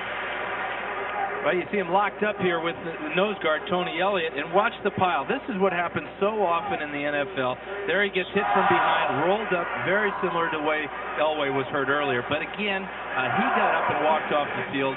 You never know about knees. Sometimes they give, sometimes they don't. Brant Cecil replaces Bush at center for the Seahawks. Second down and 6 on the 16. Stopper has Largent has the first down at the 26. Sutton covering on Largent.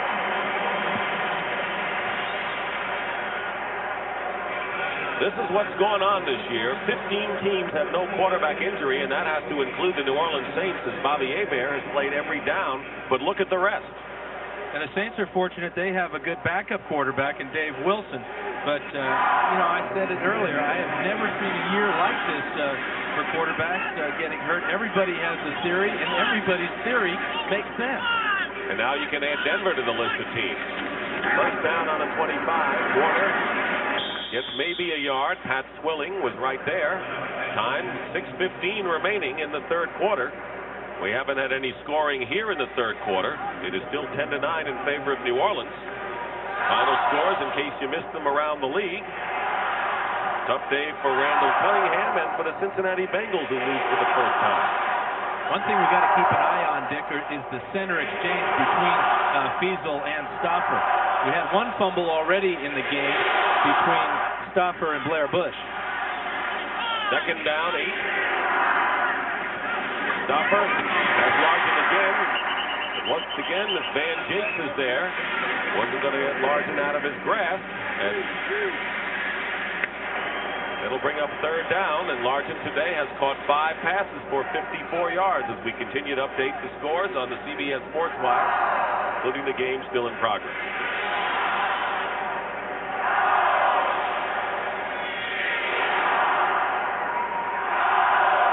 Third down and 2. Lord Johnson has kicked 2 field goals for the Seahawks. 3 field goals today for Seattle. Only only one touchdown. He bared Eric Martin in the second quarter. Stopper completes the pass to Paul Scanty. The clone of Larkin, as you said earlier, and it's another first down for Seattle. Third down and short yardage, you're going to see a little pick pattern here by the Seahawks. Number one, he gets fine pass protection, but if we can open this up just a little bit more, you'll see the Larkin comes down inside, and he actually picks the defender off of Scanty here, and he gets the yardage for the first down. Very difficult to defend against it. You've got to play man-to-man defense in a third down and short situation like that. Seattle started from their own 12-yard line. They're up to the 37. Stopper in trouble, dumps it off to John Williams. Williams motoring down the sideline. Still in bounds and inside the 40. Big play by Williams. 23 yards and the first down.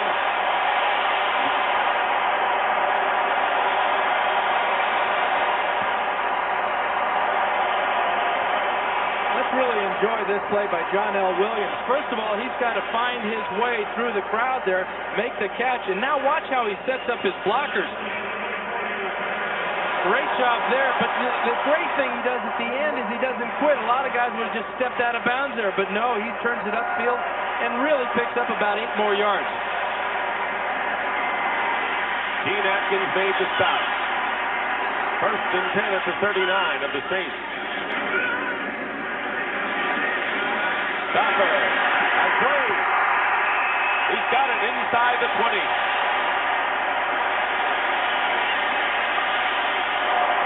20 yards that time. Maxey on the stop. Big plays are contagious, and everybody wants to get in on the act. This is Blade's turn on the corner route against the zone defense. The line is giving Stopper time to throw, and he drops it right in the bucket. 6 catches for 90 yards for rookie Brian Blades, who's in there to stay. And wide receiver for the Seahawks, who have a first down at the New Orleans 19. There's the quarterback story. Saints lead 10-9. Williams on a sweep. Sam Mills wraps him up. Ricky Jackson also in on the play, gained him a couple. Winding down to 3 minutes remaining in the third quarter. Chuck Knox and Jim Mora battling. Two teams have started the day either tied or in sole possession of first place in their respective divisions. You look at Chuck Knox on that sidelines and you see him studying that not only the clock but the scoreboard. He knows exactly what they need to take the lead here.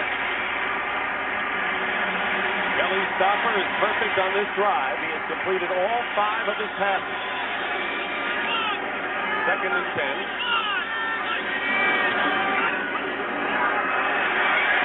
And it's knocked away and nearly intercepted by Reggie Sutton.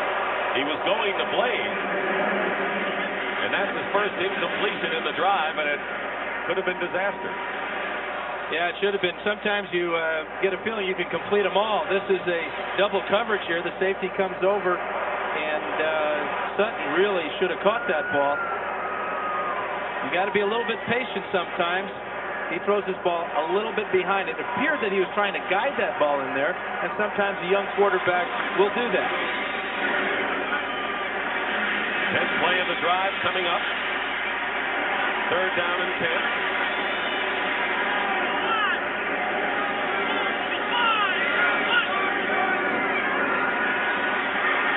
Stopper incomplete. He was going for Paul Scanty. Off his hands, Sutton was defending, so it's 4th down and Norm Johnson comes on. And Sutton fell down on the play, and the impatience of Stopper really cost him on that play. Sometimes when you're learning how to play the game as a quarterback, and you've got a reputation for throwing a hard ball, it's because you're pulling the trigger too soon. If you wait just a little bit longer, you can throw the ball and not pull the trigger so hard. That time he threw a hard ball, difficult to catch. But the Seahawks can take the lead. A 36-yard attempt coming up by Norm Johnson. He is 3 for 3 today, including a 47 and 46-yarder. Blocked. And the Saints can do some damage here. Waymer will go all the way in for the touchdown. No flag down, and the Saints, who were horrendous with special teams a week ago, have scored as Dave Waymer has blocked the field goal by Norm Johnson and have gone on to run it in for the touchdown, and it's now 16-9. We'll see whether Waymer had blocked the kick. He picked it up and ran 58 yards for the score. Their special teams coach, Rusty Tillman, and he's given somebody what for. Great penetration here. Number 28 gets through to make the play. That's Gene Atkins. Waymer gets a nice friendly hop there, didn't he? And he takes it the rest of the way. That's a field goal kicker's worst nightmare, and it comes not from anything he sees, it comes from the sound. The kickers call it the dreaded double thud. The thud of the ball that he kicks with his foot, and then the thud of the block. Very quiet here in the Kingdom. It's silent almost, and Morton Anderson with a conversion. That kick is good. So with 2:09 remaining in the third quarter, Gene Atkins with the block, and Dave Waymer's 58-yard return of a blocked field goal, 17-9. The block of the field goal, here it is. The double thud. Let's listen.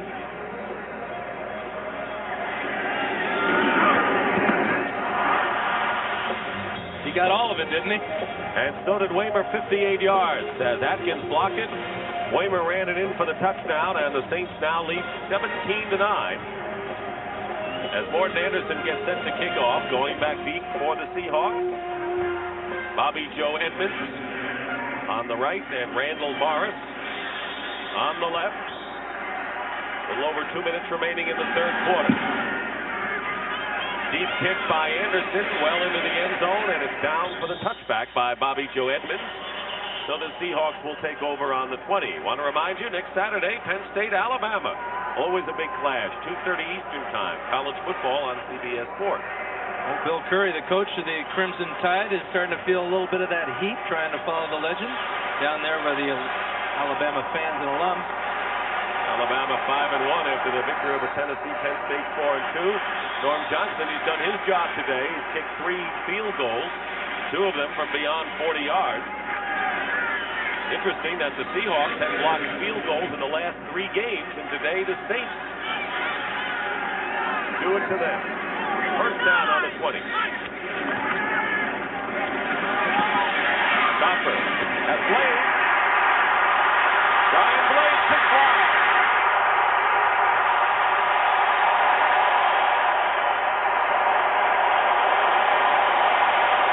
That may get him back in 51 yards. Maxey knocked him out of bounds.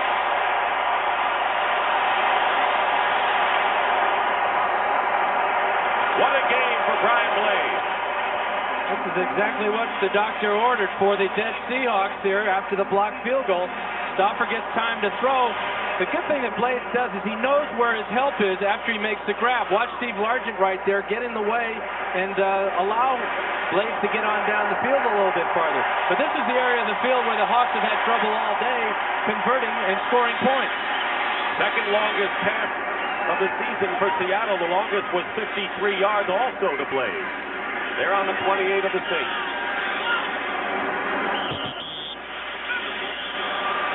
Flags fly, indicating that Seahawks might have been guilty of illegal procedure. Delay of game. Offense. 5 yards for delay of game. Again, a young quarterback's mistake. The clock is right there staring him in the face. He's got to be able to speed up his cadence or speed up his call in the huddle and get this play called and get it off. A week ago, he had 9 catches coming into this game and 7 today.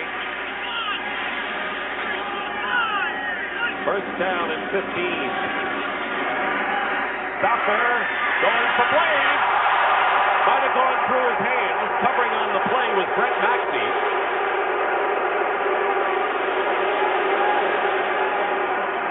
They were going for the downs that time to Brian Blade.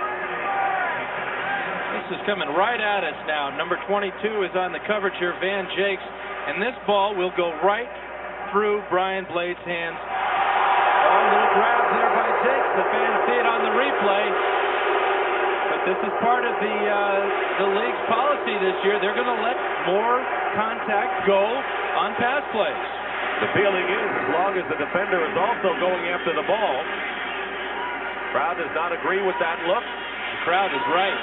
Second down, 15. Stopper has lost it, makes a tough catch, and goes out of bounds at the 26 by Van Jake. Very important for Largent to have a big second half. He was a little rusty there in the first half, dropped one ball, got a penalty called on him. But that, you just don't catch the ball better than that. Great concentration. And what he did with the catch is move the Hawks back into field goal position and into a position on the field of 3rd and 6. So it really plays into the Hawks' hands as far as what they want to do with their four wide receivers coming up. Largent has caught 6 today. Blaze has 7 receptions. But Seattle has yet to score a touchdown. 3rd down and 6. Johnson's pass is batted in the air, incomplete. Frank Warren got his hand on it, and that'll bring up 4th down. Really got to give credit to the Saints defense. They can come up with a big play when they've needed it. They get the interception at the end of the first half, and then the blocked field goal, and now this play, the tip at the line of scrimmage. Another big play on a critical situation. Watch the hands come up. Quarterbacks hate that. They would rather almost sometimes get hit than have a guy block their pass.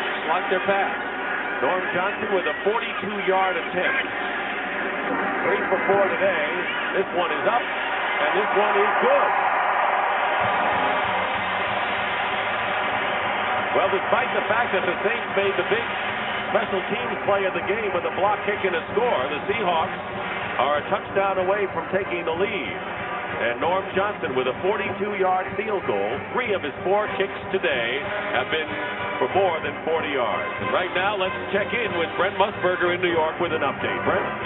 Dick, the Rams have taken the lead on the San Francisco 49ers. Here's the play that does it. Everett quickly to McGee, 8 yards for the score. And now it's 21-17. Back to Dick. All right, Brent. So the 49ers, who beat the Saints by 1 point in the Superdome to open the season, and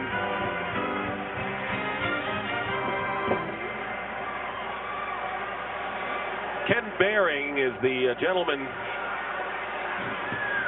Well, there he is, moving into our picture with the stripe. Ken Behring, the new owner of the Seattle Seahawks, native of the Bay Area.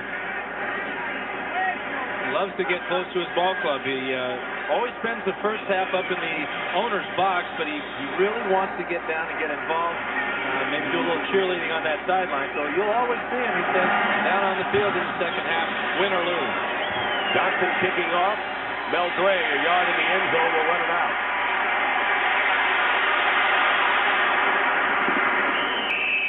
Gray out of bounds at the 24.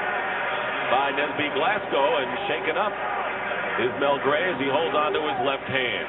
Next Sunday, the NFL Today will lead off a fine regional lineup of games. Many of you will see the Dallas Cowboys and Herschel Walker take on Randall Cunningham and the Philadelphia Eagles. Both of those teams trying to hang in the fight in the very tight NFC East. Some of you may see the Washington Redskins and the Green Bay Packers as they meet at County Stadium in Milwaukee. The action starts at 12:30 Eastern with the NFL Today. Well, Melvin Jenkins, who was shaken up earlier at cornerback, is back in there, replacing Terry Taylor.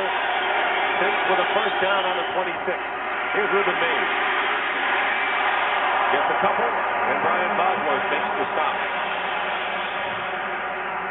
One of the problems that Bosworth has with this bad shoulder, we see him number 55. He makes the play on in this situation here, but a lot of these guys, they all, as a matter of fact, lift weights almost every day, and with the bad shoulder, the left shoulder, he can't raise his arm above his head, so not only is he playing like a one-arm linebacker, his strength is being deteriorated throughout the season.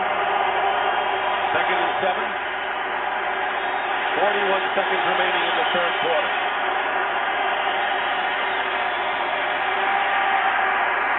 Hebert has Hayward. Hayward has the first down. Up to the 37, Bruce Schultz and Brian Bosworth on the stop. Denver's lead over Atlanta is 3. San Diego's lead over Miami has been cut to 4. And as Brett brought you up to date, the Rams have taken the lead over the 49ers, 21-17. It was the risk for Mel Gray, who was shaken up, getting some ice over on the Saints bench. He's very impressive, too. That return he made right there was all on his own. It's unfortunate that he hurt himself on the tackle. And that's the end of the third quarter with the score. The Saints 17, the Seahawks 12. CBS Sports coverage of the National Football League is sponsored by Bud Light. Everything else is just a light. New Right Guard Sports Stick from Gillette, antiperspirant and deodorant. Anything less would be uncivilized. And by Subaru. We built our reputation by building a better car. All right, the Saints at the line, 1st and 10 on the 38-yard line. We start the fourth quarter. Dick Stockton and Dan Faust. Reuben Mays.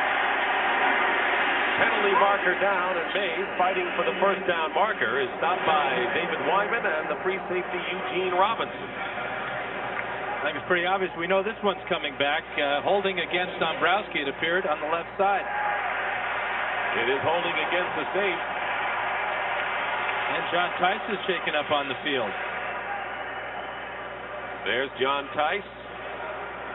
He and his brother Mike facing each other for the first time ever in the NFL. Holding, number 21, offense, still first down. Dalton Hilliard in the backfield was holding on the play as they work on John Tice right now. You know, Dan, they say in a game like this, a tough defensive battle, as many people predicted that one play could decide it. And we had the blocked field goal run into the touchdown by Waymer, and yet the game is still up for grabs. Yeah, and a lot of field goals today, 4 by the Seahawks, and the blocked field goal was a touchdown. So a lot of points have come on special teams today, and it's a long way from being over. This may come down to whichever team can execute on their special teams. Here's Lois Tice applauding as his son comes off on his own power. The lady on the right, Cliff Benson, is going to replace John Tice at tight end, but he's taken up, even though he walked off. First down and 15 for the Saints, back to their 33.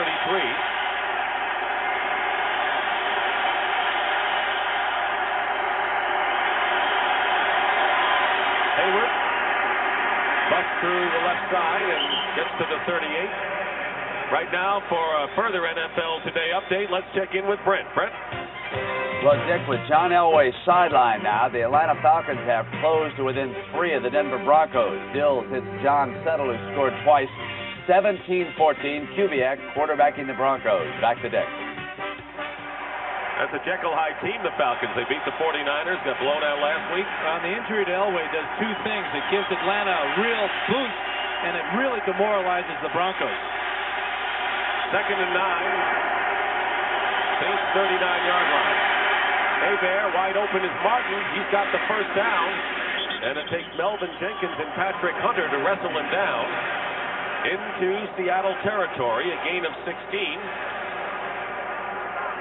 This is really the way the Saints have been playing all year. They've been in every game. They've just had a lot of terrible things happen to them, but they have never given up. They are so confident in their offensive scheme. Their offensive line really sets the table for Hebert and the running backs and the receivers. They just do a super job, and I think we're seeing their confidence really showing right now. Patrick Hunter was shaken up, and Terry Taylor, who went in for Jenkins before at left corner, now goes to right cornerback. First down at the 45. Reuben Mays, with good acceleration, picks up 9 yards on that run up the middle. David Wyman makes the stop. Mays today has gained 76 yards on 13 carries, and Dalton Hilliard has been the chief offensive tormentor on the ground coming into this game, but Mays is having the game of the year for him. And he's running behind an offensive line that is growing each week with their confidence. Talked with Stan Brock earlier in the week, and the one thing that offensive line doesn't get is a lot of recognition. Well, you get recognition two ways: time of possession and sacks, and the Saints are doing a great job in both areas. Hilliard replaces Mays on 2nd and 1. Hayward stops short of the first down, and then a second effort drives him inside the 35. Let's see if the ball was blown dead. If it was, he didn't get the first down. If not, he made it easily, and it looked as if he made it easily inside the 35-yard line. There were no whistles on the play, and we talked earlier in the game about this exact type of situation. Watch how low to the ground he runs, and he never gives up. It appears that he hits ground right here, but his knee, it did go down, so the referees missed one there. But Hayward didn't miss it. He kept going as if he didn't go down, and that's the reason we have a first down. Brian Bosworth made the initial hit, and now they're going to look at it on the replay upstairs. Hal Lepore is our replay official, and Bill Barron, our communicator. There they are. Lepore is on the left. And they're going to bring this one back. They have to bring it back if they're looking at this replay, because his knee definitely touches the ground, and this should be where the ball is marked. Right there. I don't understand what takes him so long to decide. That's as clear cut as you're going to find. Lepore on the left and Barron on the right. What they're looking for is the exact mark on the field right now where the ball should be marked. That's a very difficult replay because you don't quite see the yard lines and where the ball should be marked. But it is not a first down, I don't believe. They've already moved the sticks to indicate a first down, and they may have to make an adjustment.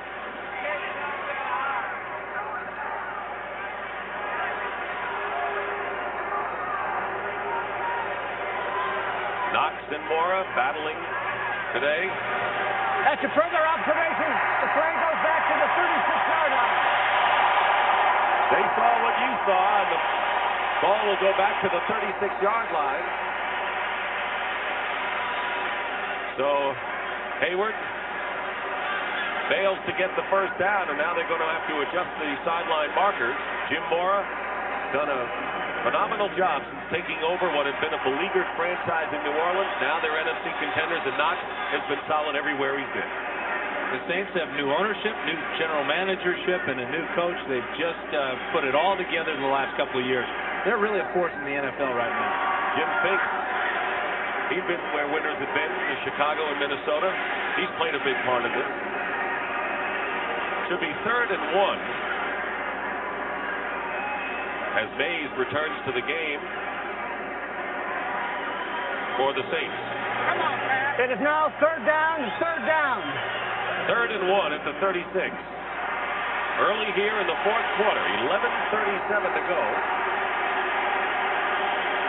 Saints lead it 17-12. The only time the Seahawks were in front was on the opening drive for them, their first possession, when Norm Johnson put them in front on the field goal. Brett Scales is in as the second tight end along with Cliff Benson, with Tight, John Tight, that is, out of that. Here's Mays, and he's got the first down as he dives to the 32. Vernon Dean making the tackle. A big day for Reuben Mays. And a first down for the Saints. 80 yards this afternoon for Mays, easily his best day of the season.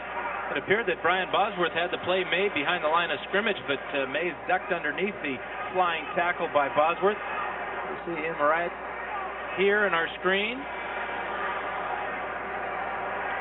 And Mays gets the pitch. And I watched Bosworth come over the top. Now, if he has two good shoulders, he makes this play, but that's his left arm. No strength in it. And Mays makes the first down very easily. On the 32. Hayward gets a hole up the middle, and Craig Hayward is wrestled out inside the 10-yard line with a tremendous thundering run. Eugene Robinson brings him down. You give him a hole. He'll go a long way. A 25-yard gain by Craig Hayward, and it's 1st and goal. Oh, this is just old-fashioned football. Hand it to the fullback and let him pound at you.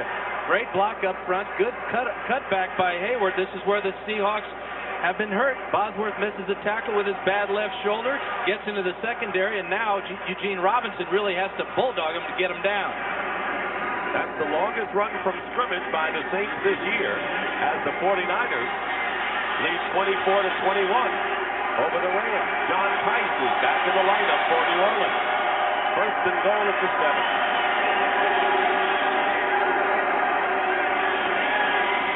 Dalton Hilliard gets to the 5, and that's all. It'll be 2nd and goal. Jacob Green was there to make the stop. I really wonder how much longer Bosworth can play, Dick. I mean, you know he's playing in a lot of pain. He's missing a lot of tackles right now. He really feels responsible for that defense. A lot of young guys playing in the linebacker positions. He's got that big contract. He gets all the publicity. But I tell you what, he's hurting right now. He's showing us a lot of guts just staying out there on the field. He's made 8 tackles despite the shoulder injury. It'll be 2nd and goal at the 5. Been a day of missed opportunities in the first half for the Seahawks. They failed to score when they had 3 turnovers by the Saints. You sure can't take anything for granted in this ballgame. Timeout called by Bobby Hebert. A good spot for it, because this could be a very important score with 8:47 remaining. And we'll be back to the Kingdom after these messages. Here's our story. Norm Johnson has kicked 4 field goals to account for all of Seattle's scores, but it was one that he didn't get. A blocked field goal by the Saints. By Atkins, returned for the touchdown, and the Saints lead 17-12 in the 4th quarter and driving to go in. And, of course, a touchdown with an advantage here, leading by 5, making it 12, could be almost impossible to overcome. Well, the way the Seahawks are playing and the amount of difficulty that they're having every time they get down in the positive end of the field, it doesn't look good for Seattle if the Saints do go ahead with the touchdown here. And, of course, the big play had to be the block by Atkins and the returning touchdown by Waymer. Double thud there, and Waymer picks it up, gets a nice hop, and it's, what do they say, Katie bar the door or something like that? 58 yards, and Dave Waymer, who's been around a long time, his first NFL touchdown. And instead of a 12-10 Seattle lead, that made it 17-9 in favor of New Orleans, and now they're threatening to break it open.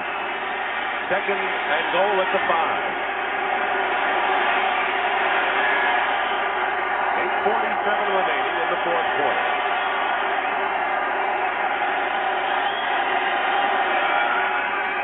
Ruben Mays, stopped by Green from behind and a loss.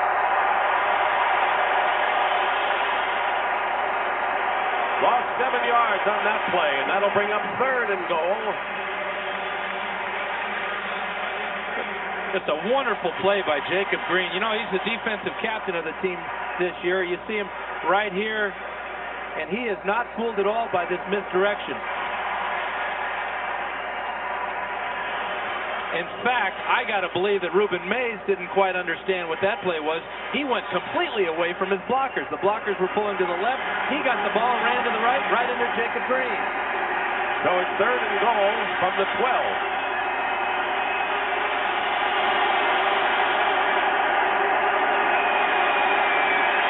Hebert gets a rush. He gets the pass off to Robert Clark, and Clark is stopped. And that'll bring up 4th and goal. 9 plays on this drive, and only 2 of them have been through the air.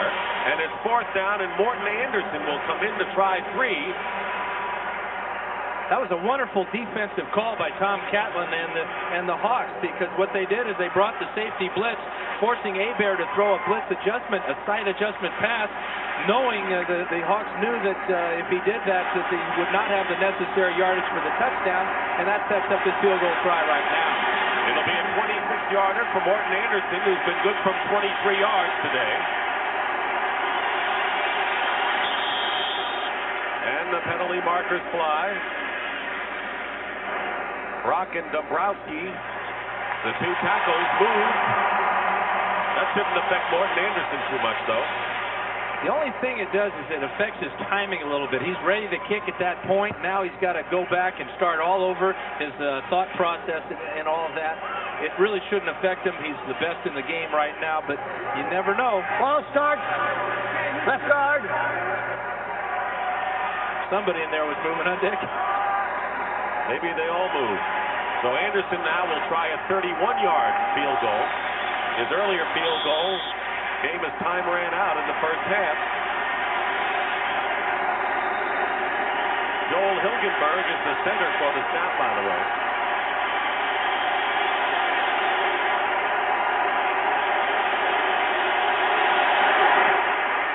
And the kick is good. So Morton Anderson is 2 for 2. And it's now a 20-12 game, but significant that Seattle did not allow the touchdown. Here's our story at the Kingdome with 6:50 remaining in the fourth quarter. The Saints lead the Seahawks 20-12. What's impressive with the scoring drive, look at the time. 9 minutes and 41 seconds taken off the clock as Morton Anderson made good on his second field goal of the game, and the Saints showing why they're amongst the best in the NFL at ball control. Anderson kicking off to Bobby Joe Edmonds in the end zone. They'll down it there for a touchback.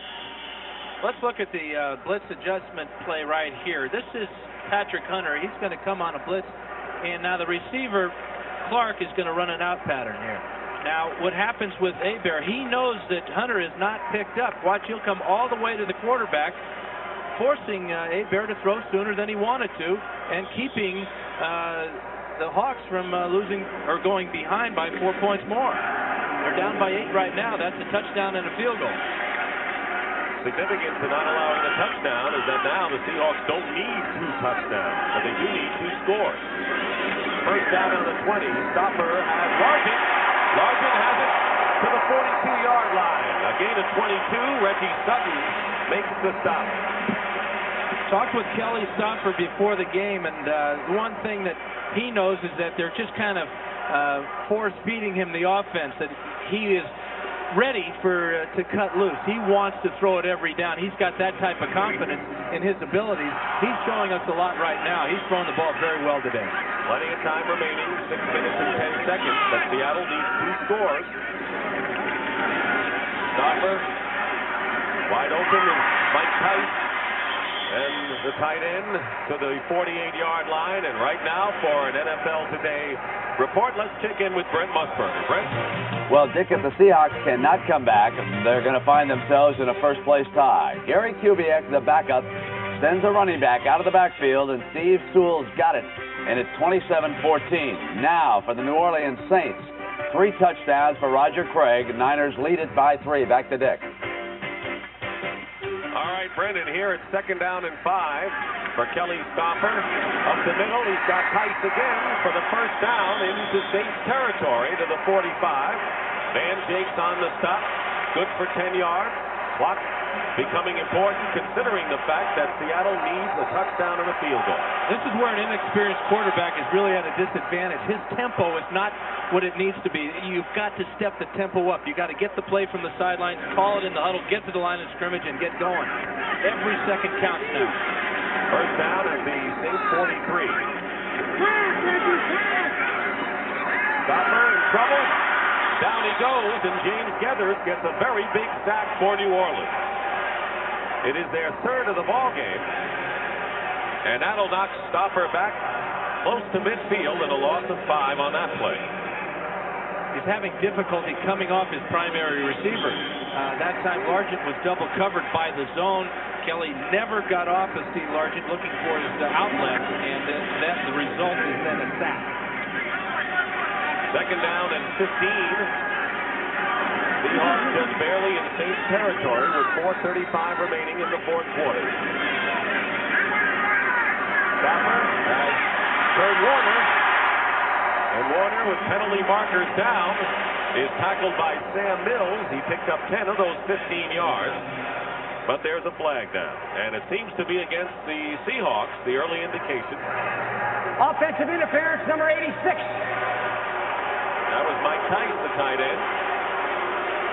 That's a break for the Saints, and too bad for the Seahawks. Stopper that time did come down to his outlet receiver, Kurt Warner.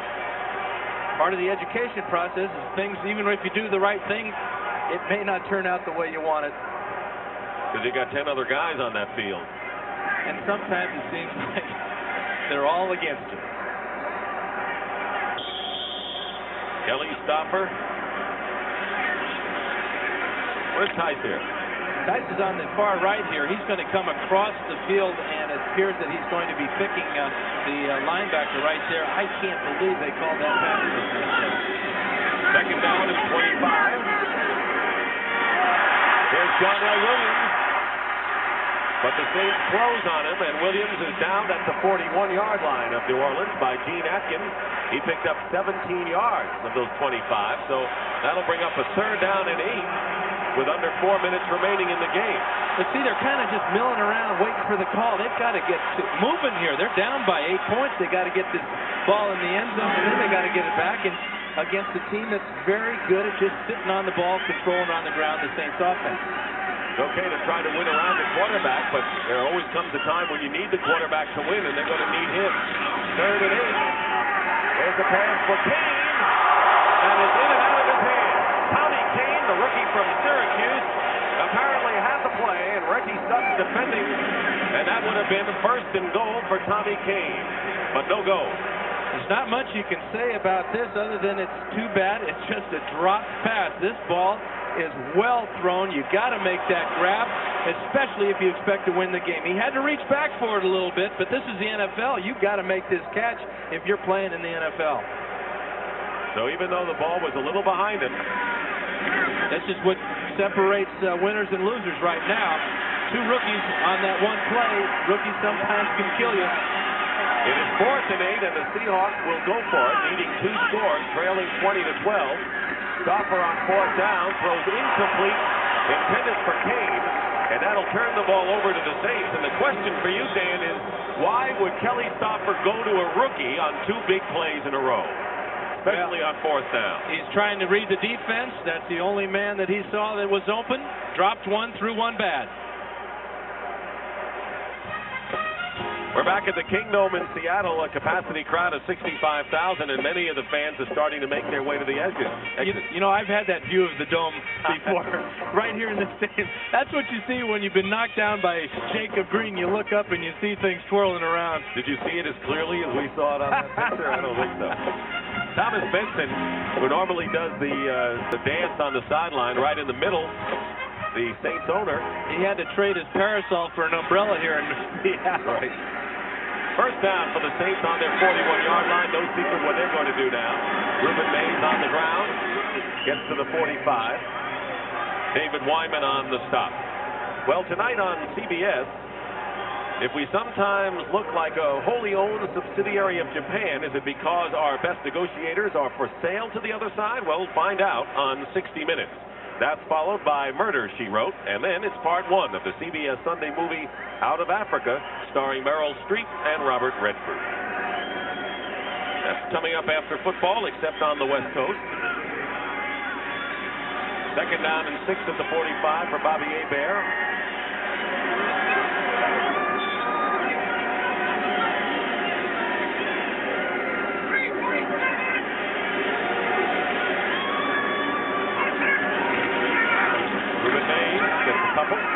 That'll bring up third down, and we'll soon get to the 2-minute warning. And what this game did today for the New Orleans Saints, besides making 6 in a row after the opening game loss, their best start ever, they finally beat a real good club. You mentioned that at the top. The only tough team they played was San Francisco, lost the opener. Now they beat Seattle and get into the heart of their schedule. And they beat them here in Seattle, one of the toughest places for an opponent to win a ball game.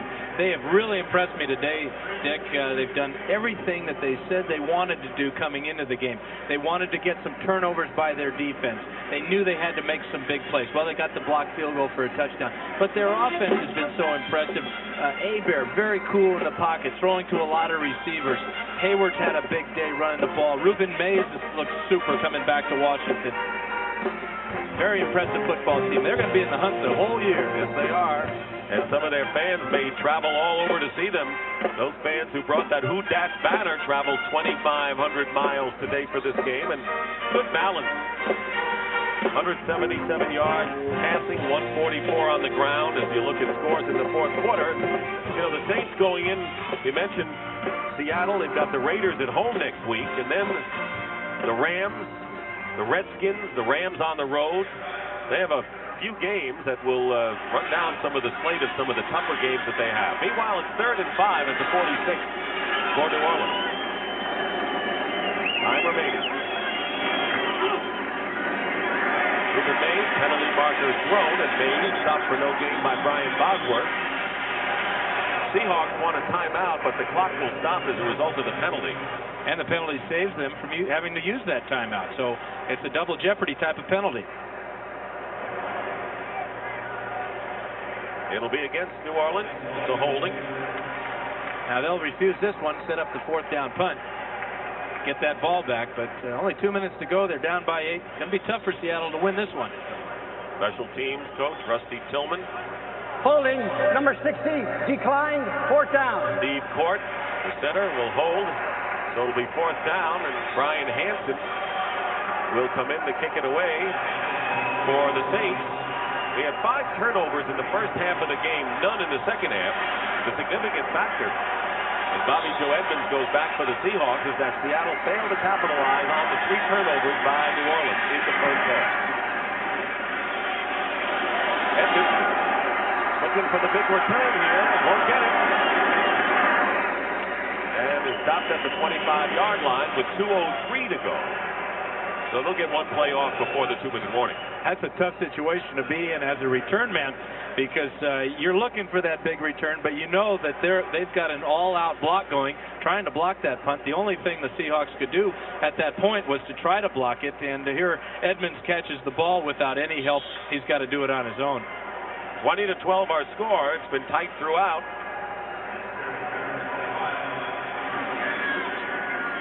Big play of the game was the blocked field goal and Dave Waymer's 58-yard return for the touchdown. 1st and 10 on the 25. Stopper. He's got his man, Paul Stanzi, and he's got it out 21 yards up to the 46. And now our 2-minute warning here at the Kingdome. We'll be back in just a moment. Kingdome in Seattle, Washington. Dick Stockton and Dan Faust. The Saints lead the Seahawks 20-12. We're having our 2-minute warning, and each team has 2 timeouts remaining. Seattle needing 2 scores, failed on 4th down in their last possession. Seattle bench losing for the 2nd time in 3 starts at home, although they have 3 of their next 4 games here at the Kingdome. 1st down for the Seahawks at the 46-yard line. Saints have still not given up a touchdown in the 4th quarter this year.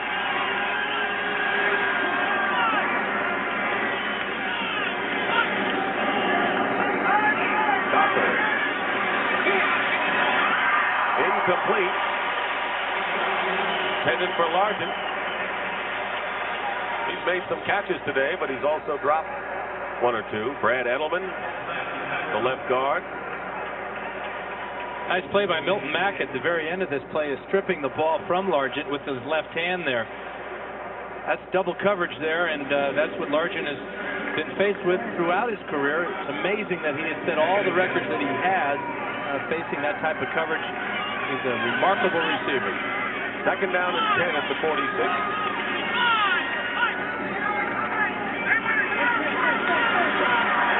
No receivers open, will run for it. He'll get the 1st down and go out of bounds.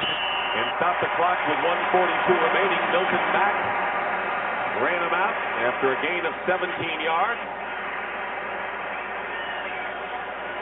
This is really the first situation that Kelly Stopper's been put in where he has to come from behind and try to win the game. This is part of the development of a young quarterback, is this type of situation, but it's really the last type of thing you have to learn, and there's only one way to learn it. You don't learn it in practice, you don't learn it in training camp, you learn it by getting out there in this type of situation and just doing it. 1st down for the Seahawks on the Saints 37. They need a touchdown and a field goal, and they have 2 timeouts remaining. Stopper. Nearly picked off by Ricky Jackson on the pass intended for John L. Williams. There's Bobby Hebert, who Praise the Lord. on his way to another victory. Hebert Threw a touchdown pass to Eric Martin today. The only touchdown scored by the offense. Think they're doing a little celebrating down there and cut off Louisiana? Why not? Why not? Nothing like a win. And Bobby Hebert is really playing good football. I was very, very impressed with his performance this afternoon. He tried out for Chuck Knox about 4 years ago, but he wanted a guaranteed contract, and Chuck wouldn't do it. He had a little leverage, didn't he? Total free agent coming out of USFL. Second down and 10. Stopper going up top. Knocked away. Ooh, by Dave Waymer.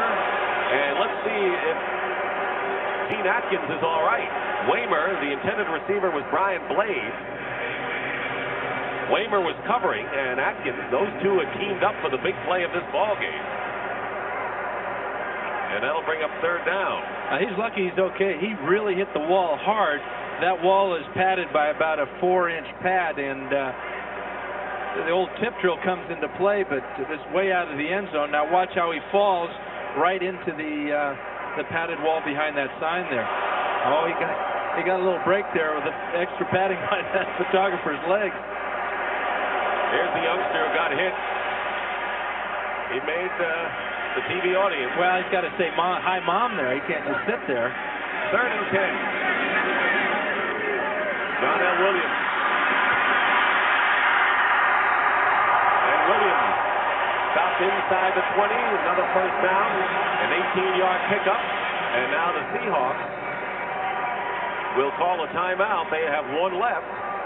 Van Jakes on the stop. That middle screen is very effective in this situation because the defensive line is only rushing 3 men. They're dropping off 8 into the zones, and what happens is they let those 3 rushers get into the quarterback, and then there's 5 men in front of that ball carrier going down the field. Hopper over the sideline, and let's take a look at the Saints' schedule. And it gets tougher, as we said. Started with today, of course, the Raiders at home, and then look at the next game. Rams, Washington. Look at them. This game is really a boost for them, too, because all these teams are capable of being in the playoffs. So many of them were last year, and if the Saints expect to repeat their great year of last year, they're going to have to earn it. They've won, if they win and hold on in this game, they'll have won 18 of their last 22, which has got to be amongst the best in the league. 50 seconds left in Anaheim, and the 49ers lead the Rams 24-21. Now, if the 49ers hold on to that lead and the Saints go on and hold on to their lead here, the Saints will be all by themselves atop the NFC Western Division with a record of 6-1. First and 10 at the 19. The Seahawks still battling. Stopper overthrows Williams. 1:11 on the clock. Let's check the standings. It's going to be a wild race the entire year. The 49ers will move to 5-2. The New Orleans Saints will be 6-1. The Rams will drop to 5-2, and Atlanta, well, maybe next year. So having a lead in this race, 3-team race, and many people feel that probably at least one wild card will come from the NFC Western Division. Now, Minnesota lost to Green Bay today, and now they have fallen a couple of games off the pace of the Bears. The NFC West may have the 3 best teams in the National Football Conference. They had the 2 best last year. Second and 10. Stopper, wide open is King, and he runs out of bounds and stops the clock with 1:04 to go, and the penalty marker tag on. Milton Mack and Reggie Sutton were there. Maybe the extra hit will give him half the distance to the goal line. Let's see what happens at the very end here. He gets a little face mask call again. I hate to see that type of play. I know that they're trying as hard as they can to make the tackle, but here you've got him pinned in against the sidelines. A nice little shove out of bounds would be just fine. I don't think that the league is doing enough to prevent flagrant penalties like that. Mack's the guilty party.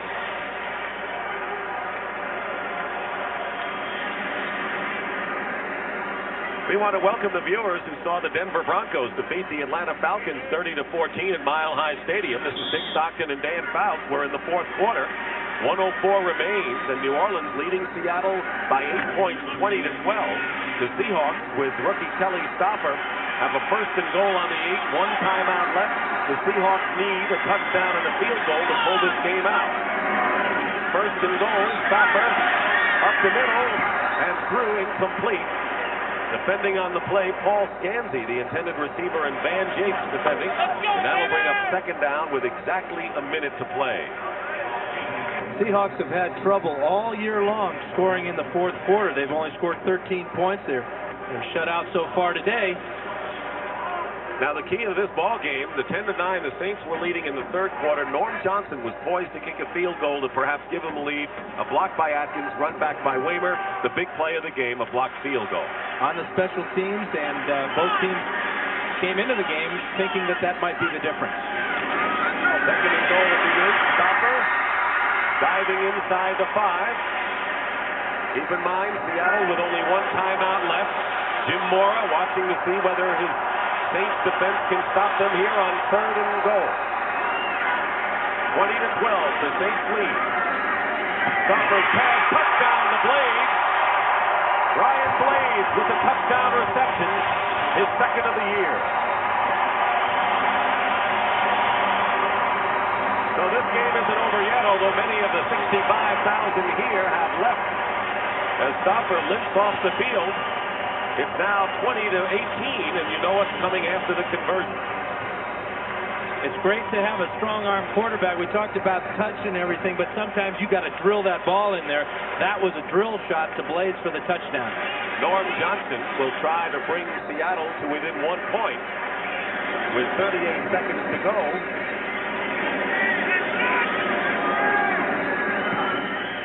And the kick is good. 20-19. And you know, Seattle will be looking for the onside kick. They are 3 points away, a Norm Johnson field goal away from pulling out a dramatic win if they can get possession. Take a look at the pass protection here for Stopper. He stands in the pocket strong, comes over the top, and as I said earlier, he drilled it right in there. Blades has been very impressive today. Stopper's shown me a lot, too. I think he's really progressing as far as his development as a quarterback.